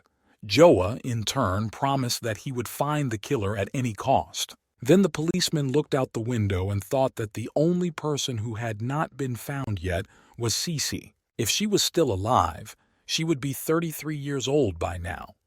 He asked himself if it would be possible to find her by the image drawn by the specialists. Continuing to move around the police station, he noticed a light on in one of the offices. The man noticed that it was quite late, but someone hadn't gone home yet. So he looked through the small crack between the doors and saw Ku Ping, who always takes investigation seriously, never losing hope. Suddenly, she noticed that someone was secretly watching her. Turning her head towards the door, she saw Joa and asked why he was still here. The man leaned against the wall, folded his arms across his chest, and said, laughing that he had come to learn from her. Ku replied that she might not like him, but she appreciated his talents. Then, smiling, she offered to tell him what he thought about the case. Joa stood at the entrance for a few minutes, thinking it over. Then he approached the girl, threw his arm around her shoulders as if to hug her, and smilingly said that he would take it as a compliment. Taking the marker in his hands, he offered to get down to business. He said that for so long the police could not find a single clue to the theft because they thought the kidnappers had prepared a perfect plan in advance. The lady stood quietly and listened attentively to everything the detective said, and crossing out the words, "perfect plan," with 2 lines. The man continued, "What if their kidnapping was just an accident?" Lou was surprised and asked, "But how?" Joa said that usually after kidnappings, the perpetrators immediately contact the victim's family and demand a ransom. The goal of this is to prevent the parents from going to the police. But they called only 3 days after the disappearance. Isn't it very strange to do this? Kidnappers usually take their victims away in their cars, but in this case, the car disappeared along with the children. Minibuses are more likely to catch people's eyes. Besides, if they had run out of fuel on the way, they would have had big problems. Judging by the information they received, there were at least 3 hijackers. There were 5 children and 1 adult in the car. If you add 3 more people, it's unlikely they would all fit. Lou put her hand on her chin and thought that this was a very interesting assumption, and the detective sounded so confident and convincing. And then she said out loud, "If they weren't professionals, how did they even think to make the call, demand a ransom, kill the hostages, and escape? Before that, everything was done perfectly." Joa smilingly said that she had never been kidnapped, so it is clear that she does not know what it is like. Kidnapping is a highly skillful job. He went on to say that he knows many criminals, and none of them could commit such a perfect crime. Therefore, he assumes that they did not have any plan at first. They just wanted to take the car or steal money. However, they never expected so many people to be in the car. The girl stopped his story and asked him what he meant by never stealing, and then she added as if he had stolen. Yawning, the detective asked what she was thinking. When investigating such cases, they must look at everything through the eyes of the perpetrators. The girl emphasized in her mind that he certainly did not look like someone who would do such a thing, and she said out loud that according to him, the driver of the car, Nu Wei Guang, was innocent and not on the same team as the kidnappers. Joa replied that he and his children were from the same village and enjoyed their work. Therefore, it made no sense for him to participate in the kidnapping. But if those kidnappers are still alive, they are all rich. Lou asked why. The policeman said, "Just think, there's a bag with $200,000 in cash in that mine, and only they know about it. If they were poor, would they leave it there?" The lady added that it turns out they still have a clue, and they can check everyone who suddenly received a large sum of money in those years. The detective said that if they didn't narrow down the suspects, it would be very difficult. So Lou said that if they start now, they will definitely find them. And in the end, she said that she hoped they were still alive. At this time, a transparent screen appeared on which it was written that the happy meeting was successful. The degree of completion was 97%, and the invisible detector X10 was obtained. And at the end, an explanation that the device works with an accuracy of 20 meters, can check for listening devices, cameras, and other tracking devices. It can also indicate their location and time of use for 10 minutes. Then the detective noticed a doctor sitting at her desk and asked her if she was waiting for him and offered to have a drink. The lady replied briefly and clearly that she was waiting for him to solve the crime. After that, she handed him the sheets and told him that they were the results of the autopsy. The man immediately started reading them. The mine collapsed due to an explosion, and all 5 victims had shockwave marks on their bodies. But it is not known whether they died as a result of the explosion, or whether it occurred after they had all died. Ropes were found near the bodies. It can be assumed that they were all tied up and were still wearing them even during the explosion. Traces of blows were found on the left side of the body of the driver, Nu Wei Guang, At least one of his ribs was broken, and he also had knife wounds. It is assumed that he was beaten while he was still alive, and the blow came near his heart, which could have caused his death. While the detective was reading the report, his colleagues were discussing his achievements and actions in this case without hesitation. Suddenly, someone shouted that the captain was coming. When he entered the room, one of the police officers said that he had finally returned. Then she asked him why he hadn't warned her earlier. The man replied that he had already been discharged with difficulty, and she wanted him back. Another cop said that he had also just found out and said that they had managed to solve many cases while the captain was away. Finally, he suggested that they have lunch together, as he had already made a reservation. Joa was angry with this conversation and said in his mind, "I'm sick of people thinking about money and food all day long. Compared to Ku Ping, who always makes the most of herself, these people are just a bunch of garbage." And he said angrily, "If they want to eat, then let them get out of here. I'm sick and tired of their chatter." And in the end, he asked if they could stop interfering with people's work. This speech surprised everyone and even made them silent for a few minutes. At that time, the head of the city council, Director Liao, thought that the detective wanted his teammates to hate him. Then he put his hands in the pockets of his classic trousers and slowly walked over to Joa, who was standing with his back to him. Gently putting his hand on his shoulder, he said, "Hello, nephew." Everyone present was shocked, to put it mildly. Their eyes grew huge and their mouths opened to the maximum, and they started whispering, repeating, "Nephew, nephew." Then the chief added that the detective should follow him because they needed to talk. Joa, leaning against the rack, also could not understand what was going on and who this man was. When they came out into the hallway, the policeman folded his arms across his chest and wondered what this guy was up to. But he asked what exactly the director wanted from him. The colleagues tried to overhear what they were talking about through the door without being noticed. Opening a bottle of energy drink, the man replied that he had done everything in his power. Then he began to drink the drink in small sips. Turning around to leave, the chief again put his hand on the detective's left shoulder and added that he should try to show his temper less. When the director left, his colleagues ran up to Joa and started asking what they were talking about, because they are all friends in the department. The officer replied that they hadn't talked about anything interesting. After a not-so-good morning, the detective went to the cliff. Looking down, he said that this was the very place where the kidnappers demanded a ransom. Suddenly, his thoughts were interrupted by an assistant who kept shouting, "Senior! Senior!" The man was annoyed and turned to her and shouted at her why she was yelling, because it almost made him fall off a cliff. After receiving ice cream from the assistant, he took a bite and calmed down and began to tell us that when the children's parents came to the cliff, they saw the radio the kidnappers had prepared for them. This means that at least one of them was next to them and was watching their actions. They were forced to stand near the red line they had drawn and throw the bag with the money in the same place. Therefore, one more of the criminals had to be there, and another one had to watch the children.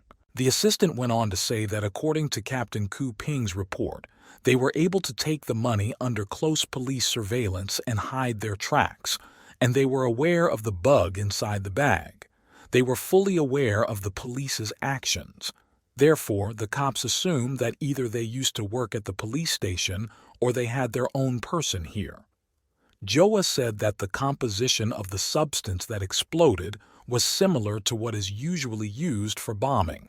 Taking out his phone, the man suggested that perhaps there was also someone among the perpetrators who had been involved in this kind of work. Picking up the phone, he said, "Hello," and stood there for a few minutes listening to the message. Suddenly, he shouted, "What?"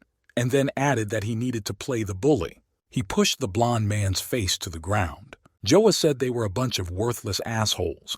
He asked if they even knew who they were crossing. Squatting down, the detective lifted the man's head by his hair and ordered him to open his eyes and look at him. Then he introduced himself, saying that his name was Qianlu's brother, and this was Liang's senior boss, pointing his finger at the boss. The culprit said they didn't know about the rules. He promised that it would not happen again. This did not stop the detective, and he asked who ordered them to start a pogrom in the restaurant. The chief suggested that the one with the glasses and his name was Xiao Ma Jiao. Joa said to call this guy and tell him to come here himself. The victim said they barely knew him, and they didn't have his phone number. He just gave them 20 grand each to kick out all the visitors.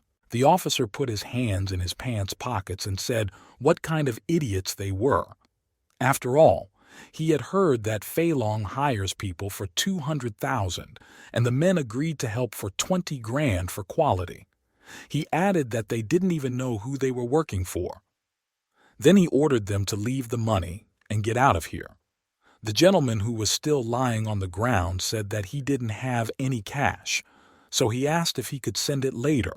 The detective said seriously, And the man was afraid of this tone, so he said that he was joking and asked someone to help him pay extra. At that time, the chief started laughing very loudly. After that, he turned to Joa and said that he was a genius, because he managed to play it so that even he believed it. The policeman said that it was immediately obvious that they were new to the criminal world and had no experience. Liang went on to invite the detective to become a special investigator in their inspection discipline department.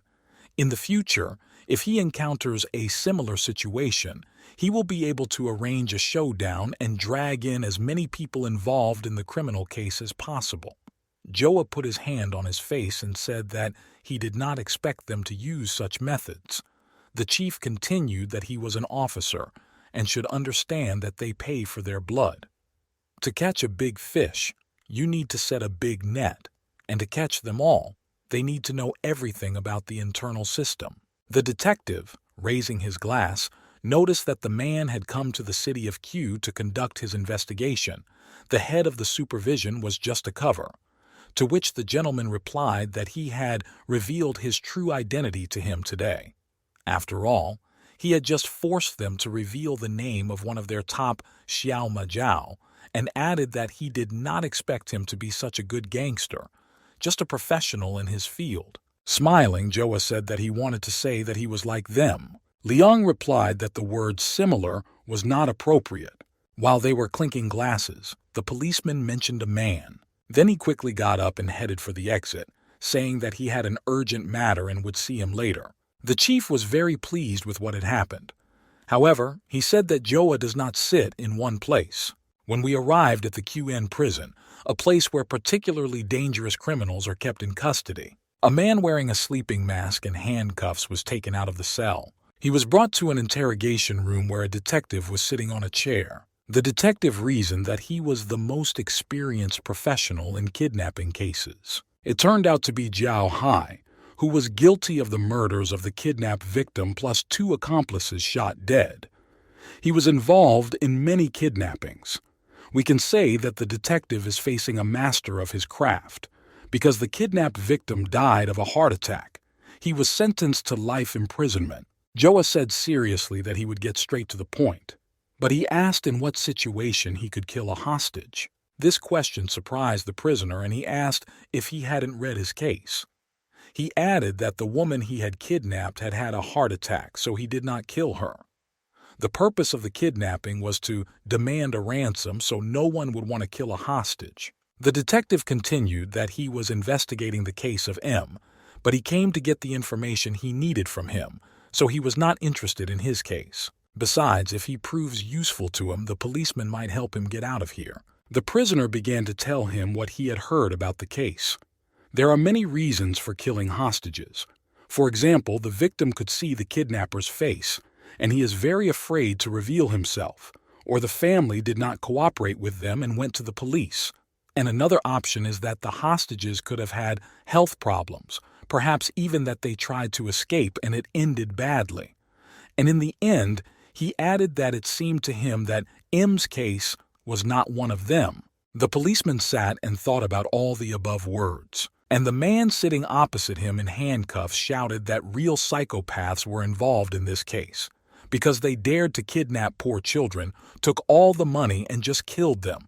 No humanity whatsoever. Besides, it made no sense for them to kidnap the driver. Why would they do that? They could have kidnapped only the children and sent the driver to their families and demanded a ransom through him, or they could have given him a knife with blood on it and scared the parents into handing over their money faster. At the same time, Joa was thinking that he would be an idiot to take such a strong guy hostage. It would be mega risky. And he assumed that the driver was also somehow involved in this case. But he remembered that there was another guy in the room who might be able to help. A few hours later, the next man was brought into the interrogation room and immediately asked for a cigarette. It turned out to be Yang Wen-tao, the killer who drowned the victim in the Q reservoir and was caught by a detective in a mine where a bag of ransom and the dead bodies were found. After taking one puff, the man asked how he could help, since he had nothing to do with the kidnapping. Joa stood in front of him and asked how he found the mine where he was hiding, and the prisoner began to tell him that, in the early years, mining in the mines of their town was contracted to private individuals. If you had money, you could invest in exploring several mines and try your luck. If there was silver or other precious metals, you would become much richer. But if it was empty, the result could be disastrous for you. On the drawings, those mines were marked as empty. They said there was nothing there, and he added that he didn't know anything about that mine before. He just went there because a detective started following him. Joa asked who built the fence. The man replied that he did not know because he had been there all the time. The next question from the policeman was whether the prisoner knew with whom the contract for the mine was signed, because they had to get the contractor's permission to implement the project, but he was already dead when they found him, and his family was ruined and left with nothing. He added that his name seemed to be Chen Sanley. The officer stood there with a cigarette between his teeth and paused for a few seconds, lost in thought. After that, he came to the R station where Ku Ping clarified by saying, "Chen Sanli?" The detective said he thought he might have been one of the kidnappers. When he took the money, he signed a contract for the mine, but he had a conflict with his partner, and as a result, he was killed, and his family is now on the street. The girl said it was a pretty good theory, and she would send people to get information about this guy right away. And smiling, she added that he had surprised her again because he went to ask the criminals themselves for advice. Joa spoke happily as if she had known him for the first day.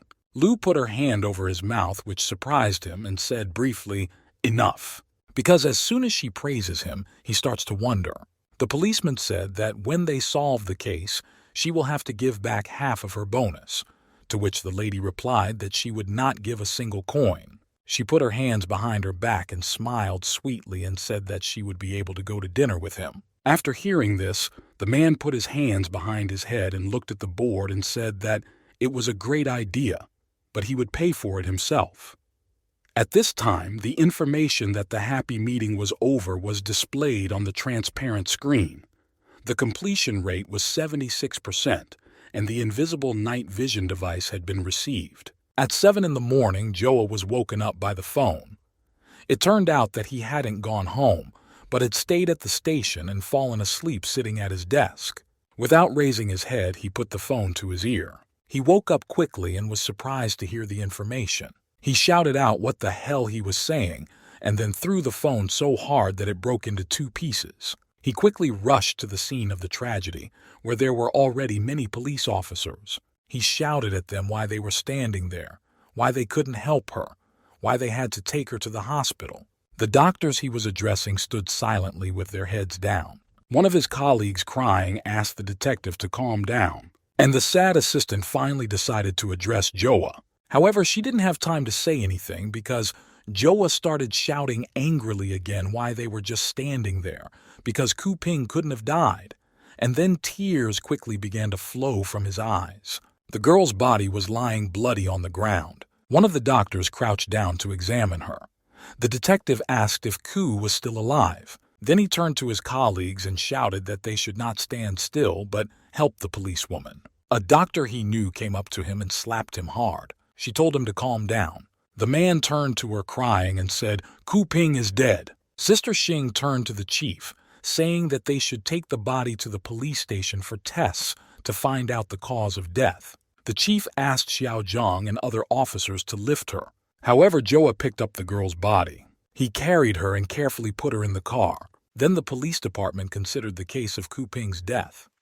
Yesterday at night, when she was driving home on the road, an unforeseen circumstance happened.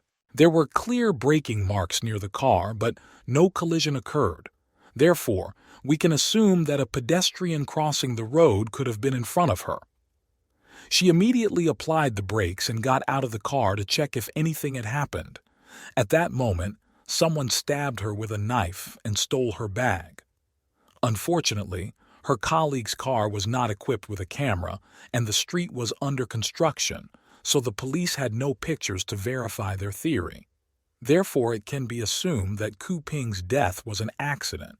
The criminal just wanted to steal money, but a fight broke out between them, as a result of which the girl was stabbed. Listening to all this, Joa realized that things were clearly not that simple.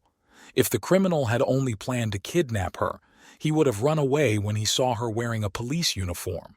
There were many stab wounds on her body. Does this look like an unforeseen circumstance? But if she was not killed by accident, who would have wanted her dead? But I remembered how she was supposed to send people to check out the information about one of the suspects, and Joa wondered if it had anything to do with him. The doctor came into the office and said that she had found something strange. The autopsy results came back, and although there were many stab wounds on Ku's body, the stabbing that killed him was the one that hit him in the back, as it went straight to the heart and broke all the bones in that area. Joa emphasized that the killer was clearly a professional in this case. Suddenly, one of the policemen shouted that there was news. About 1 kilometer away from the crime scene, a knife was found in a garbage can covered in blood and with Hu Ming's fingerprints on it. Another said that he knew him because he often came to them and had already served time in prison for theft and possession of firearms. As it turned out, the cameras showed that he was holding a police bag. They all started to leave the office saying they were going to take revenge. At the same time, Joa watched the CCTV footage and reasoned that the weapon was found within a kilometer radius, and that although Hao Meng was not far from Ku Ping's corpse, he did not have a knife in his hand. In addition, according to the recording, he was either drunk or had taken a dose. No matter what anyone says, Ku Ping is an experienced officer. How could he have killed her in that state? If so, then there was another killer. At 12 o'clock in the morning, the police station was still crowded. They were all discussing whether they had found the person they had seen on the video, and at the same time the detective stood looking at the photo of the victim on the honor board. His colleagues continued to say that their people were watching his girlfriend's bar in his friend's house at the moment. If he did not show up in 24 hours, it would be very difficult to find him. Suddenly someone asked that last night they were looking for information about a man named Chen Sanli. The programmer replied that they had, but they hadn't found anything, so they all decided to go home. Then he noticed that she was feeling a little sick and offered to help. The girl smilingly replied that it was not necessary. Let him also go home quickly and get some rest, and they will meet tomorrow. And then the man burst into tears, saying if only he had insisted on his own way and gave her a ride, this would not have happened. At that time, Joa promised her in his mind that she had not died in vain, and he would not only catch the perpetrator of the crime, but also catch the one who dared to attack her. The next thing he did was to tell his colleagues that he had a way to force this Hao Ming to show himself. And at the end, he turned around and asked who would go with him. When the detective and his partner arrived at the meeting place, a man was already waiting for them there. While Joa was walking to the room, he tried to quickly finish his cigarette, and his men said they had caught the girl. Bo Hao had called her in the morning and said that he had gotten into a fight and needed to lay low for a while, so he went to ask some guy named Li Chunhua for help. The detective calmly asked if the young lady had received her punishment. The gang leader replied that she had, though she had fought for a long time and they had to break a few bones to open her mouth. Joa's partner had already grabbed the guard who was supposed to look after Hu Ming's girl. He asked them to relax because he would get them out soon, and he started moving along the road with 2 giant men walking on either side of him. While they were driving in the car, his partner said that Hao's girlfriend had deceived them, because she was clearly in contact with him after the incident. Another policeman added that he had heard that this guy had big connections in the government, and he also has a lot of cronies at the tea club. The redhead replied that they had already interrogated him and he was standing by because he had not contacted the suspect. The man then asked Joa what would happen if he still did not confess. The detective calmly asked if anyone in the car had a gun with them. When they got to the right place, they entered the room and started shouting at everyone to stay in their seats because the police were working. They ordered us to do whatever they said. The gang leader said that he had been living in the neighborhood for so many years and had never had anything against their respected police. Even their boss is afraid to cross him. And in the end, he asked what this bunch of young officers could do to him. And then he turned to Joa and asked if he had the guts to do it. After these words, the detective punched the man in the face. He knocked him to the floor. The main bandit got up a little. He held his cheek and asked how he dared to hit him in the first place. Joa put his foot on his shoulder and briefly said, "Talk." A few seconds later he added, "Where is Hu Meng now?" The man said he had already told him several times that he did not know. After that, he said that they didn't even know what they had done, because now they couldn't leave. The detective looked sideways at his red-headed partner and gave him a sign, and the latter, in turn, realized what he had to do next. He raised his gun and fired. The audience turned around because they were frightened and very upset by what had happened. Joa said that they were investigating the murder of Officer Ku Ping. Leaning slightly toward the leader, he added that if anyone made a move, they would be shot as an accomplice to the murder. Li Chunhua is a smart man. If there was no order from above, these young officers would not have dared to disturb him like this. But since he does not want to tell the truth, he will remain crippled for life.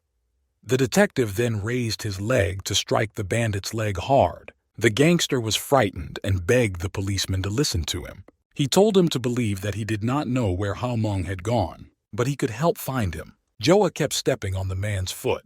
The man began to writhe in pain, rolling on the floor. Tears appeared in his eyes, and he added that it was unnecessary. He started beating him again and shouted that the man they were looking for was in warehouse number 1. When they arrived at the warehouse, it was already night. Rudy called his colleagues at the police station and asked for reinforcements. He then told Joa that the warehouse they needed was very large, and they did not know exactly where Hu Meng was, and there were only 3 of them, and asked if they should split up or wait for backup. The detective replied that they had no time to wait. Maybe their people are following Li Chunhua, but they know exactly how he communicates with Hao Meng. If he finds out that they are here, he will run away from them again. The redhead said that he would see if there was anything strange on the map because they couldn't let the bastard escape. And suddenly they saw a man behind them and said, "Ho Meng." The man froze for a few minutes, and then he started running away. The policeman started to catch up with him and shouted at him to stop because he was being chased by the police. The attacker ran into one of the open doors. The detectives ran into the room after him. What they saw surprised them. Suddenly the lights came on, blinding Joa. After getting used to the bright light, the detective realized that this was their lair. That made him even angrier. Hao pointed his finger in front of him and shouted for people to stop the pursuers because it was the police. Everyone jumped out of their beds, pulled out their bats, and started running in a crowd toward the 3 detectives. Joa started fighting with those who were attacking him. Then he shouted for his colleagues to go and catch Hao Meng. The redhead ran to catch the man. Another policeman said they were all crazy. One of the criminals hid Joa behind his back. However, the detective approached the bed and hit him against it. The next one hit the officer on the head with a baton, which broke it into small pieces. Joa began to bleed from the place of the blow. He turned to the attacker. He continued to hold one of the pieces of the stick in his hands. The detective was called by a colleague who was being attacked by several men. Joa grabbed the stick and struck the person who had hurt him. The colleagues who saw it all screamed, "What the hell?" The detective knocked the attacker to the ground and bent his head over him. It turned out that he had struck him right near the collarbone, and for a few seconds he sat silently watching the man. However, at that moment, another bandit decided to attack the detective with a knife because he had killed their friend. Joa stabbed him with a sharp stick as well. The man began to slowly fall to the ground, dropping his weapon. Then he began to scream loudly in pain and because he saw a stick sticking out of his stomach. The detective picked up his sword and stood in front of the attacker. The rest of the crowd gathered around them and watched what would happen next. After that, they began to put their weapons on the ground one by one because they were already frightened by the policeman's actions. Joa moved slowly in a circle and watched them. Then he started walking toward the exit door. While they were running through the warehouse, the redhead was showing who among the corners. He noticed that there were no cars nearby, so he couldn't run far. Suddenly, Joa saw a motorcycle in front of him and remembered that it was good that he had a universal key that he had received for the task. So he quickly got on the vehicle. Suddenly, however, he heard the sound of a gunshot, and he saw his partner. He approached him and asked what happened to him and where Hao Ming was. The man replied that the criminal was a few meters away and had a gun, so they had to be careful. Joa stepped on the gas and asked the redhead to trust him. He began to chase the fugitive, who had no strength left and could no longer run. However, behind him, he noticed a detective who was riding a motorcycle. So he stopped, turned around, pulled out his gun and fired, saying, "Die, fucking cop." After the shot, he saw that there was no one on the bike. He just moved towards it on his own. But as he approached, he knocked the man down so that he fell on his back. And for several seconds he was rolling on the ground in pain. But in an instant he saw a silhouette in front of him holding a metal barrel. For some reason, Hal thought it was a ghost and was very scared. However, he did not have time to scream because Joa had already hit him in the face. And then he pulled a gun on him, and the time for using the invisible suit ran out. And a shot rang out. The transparent screen shows that the degree of completion is 96%. The resulting invisible breathing apparatus, this device can provide oxygen. The time of action is 10 minutes. Next, events take place in Department R, where the detective asked Miss Wang to work a little easier. And grabbing her ass, he added that he was a living person, not a corpse. The girl was surprised by this act and replied that if she was soft, she would not be able to sew his wound. However, he still needed to make an appointment to visit the hospital and have a full examination so that he would not have any further health problems. The detective held his head and said it was nothing. Then he asked the captain's wife why she was looking at him like that. The lady replied that she had to keep an eye on him because he would do something again. Several guys came into the room. They raised their hands to the head and greeted me. One said that they were members of Group B, and on behalf of their captain, Ku Ping, they were grateful for his help in finding the killer. Another added that, to be honest, he didn't like Joa, but now everything had changed. They added that if he needed their help, he could contact them anytime. The detective smilingly turned to the boys and asked them to stop because she was his friend too. Then the boys said that the chief wanted to see Zhao. When the detective entered the office, he asked why the boss wanted to remove him from his job. The chief said that he had abused his authority, hired people to beat up the suspect's girlfriend, prevented officers from investigating, and finally broke a man's leg. 12 people were hospitalized with serious wounds. 5 are still in the hospital, and 1 is in critical condition under close medical supervision. And in the end, he added that he had managed to create a lot of problems. Do officers have the right to behave like that? Joa shouted that there were 40 people there, but only 3 of them. Last night in the evening, they just attacked them all. They had to defend themselves. Did I need to pat each of them on the head while they were fighting back? The chief slammed his fist on the table and shouted at them to stop, because they were police officers and therefore responsible for all their actions. The detective also banged on the desk and said that before Lu Ping's death, they were investigating the case of M. Therefore, there is a possibility that the 2 cases are related. In the video from the coup crime scene, you can see Hu Ming leaving, but there is no record of how he got there. He was not holding a weapon, but he was found a kilometer away from the scene of the attack in a trash can. In the other direction, it turns out that he had an accomplice, or someone just set him up. This person knew about Ku Ping's every move, which means that he was clearly not just passing by. Maybe they had a mole in their department. He added that he had to solve the case immediately. The chief stood up and said that when you solve a crime, You have to have solid evidence. The complaint against him was on its way and he was aware of it. But a minute later he continued that if he hadn't caught Hao Meng, he would have been put in a cell long ago. Because of him, he had to listen to his superior's reproaches, so he should be thankful that he hadn't kicked the yogi out yet. After listening to everything, Joa said, "Fuck you," and gave him his middle finger, adding that if he didn't want the detective to work, he should clean up the mess himself. A mark on the transparent screen showed that the degree of completion was 85% and the universal unlocker was received. Suddenly, Ku Ping appeared in front of Joa, sitting and eating quietly. The man asked what she was doing here. The girl asked where else would she be, and then added, "Who knows? Maybe he just wanted to have lunch with her after he solved the case." The detective bowed his head and apologized. After all, if he hadn't asked her to look for information about Chasanli, maybe nothing would have happened to her. Lu raised her glass and said that it was enough to be a hero. How does he know that this is related to M's case? The man said he would definitely find the person who did this to her. No matter how hard it is, he will get them all out of the ground. The girl said calmly and confidently that she had no doubt about it. When the man was sleeping, he was crying like a river. They rolled right onto his pillow. The next day was Lu Ping's funeral ceremony. All his family and colleagues gathered there.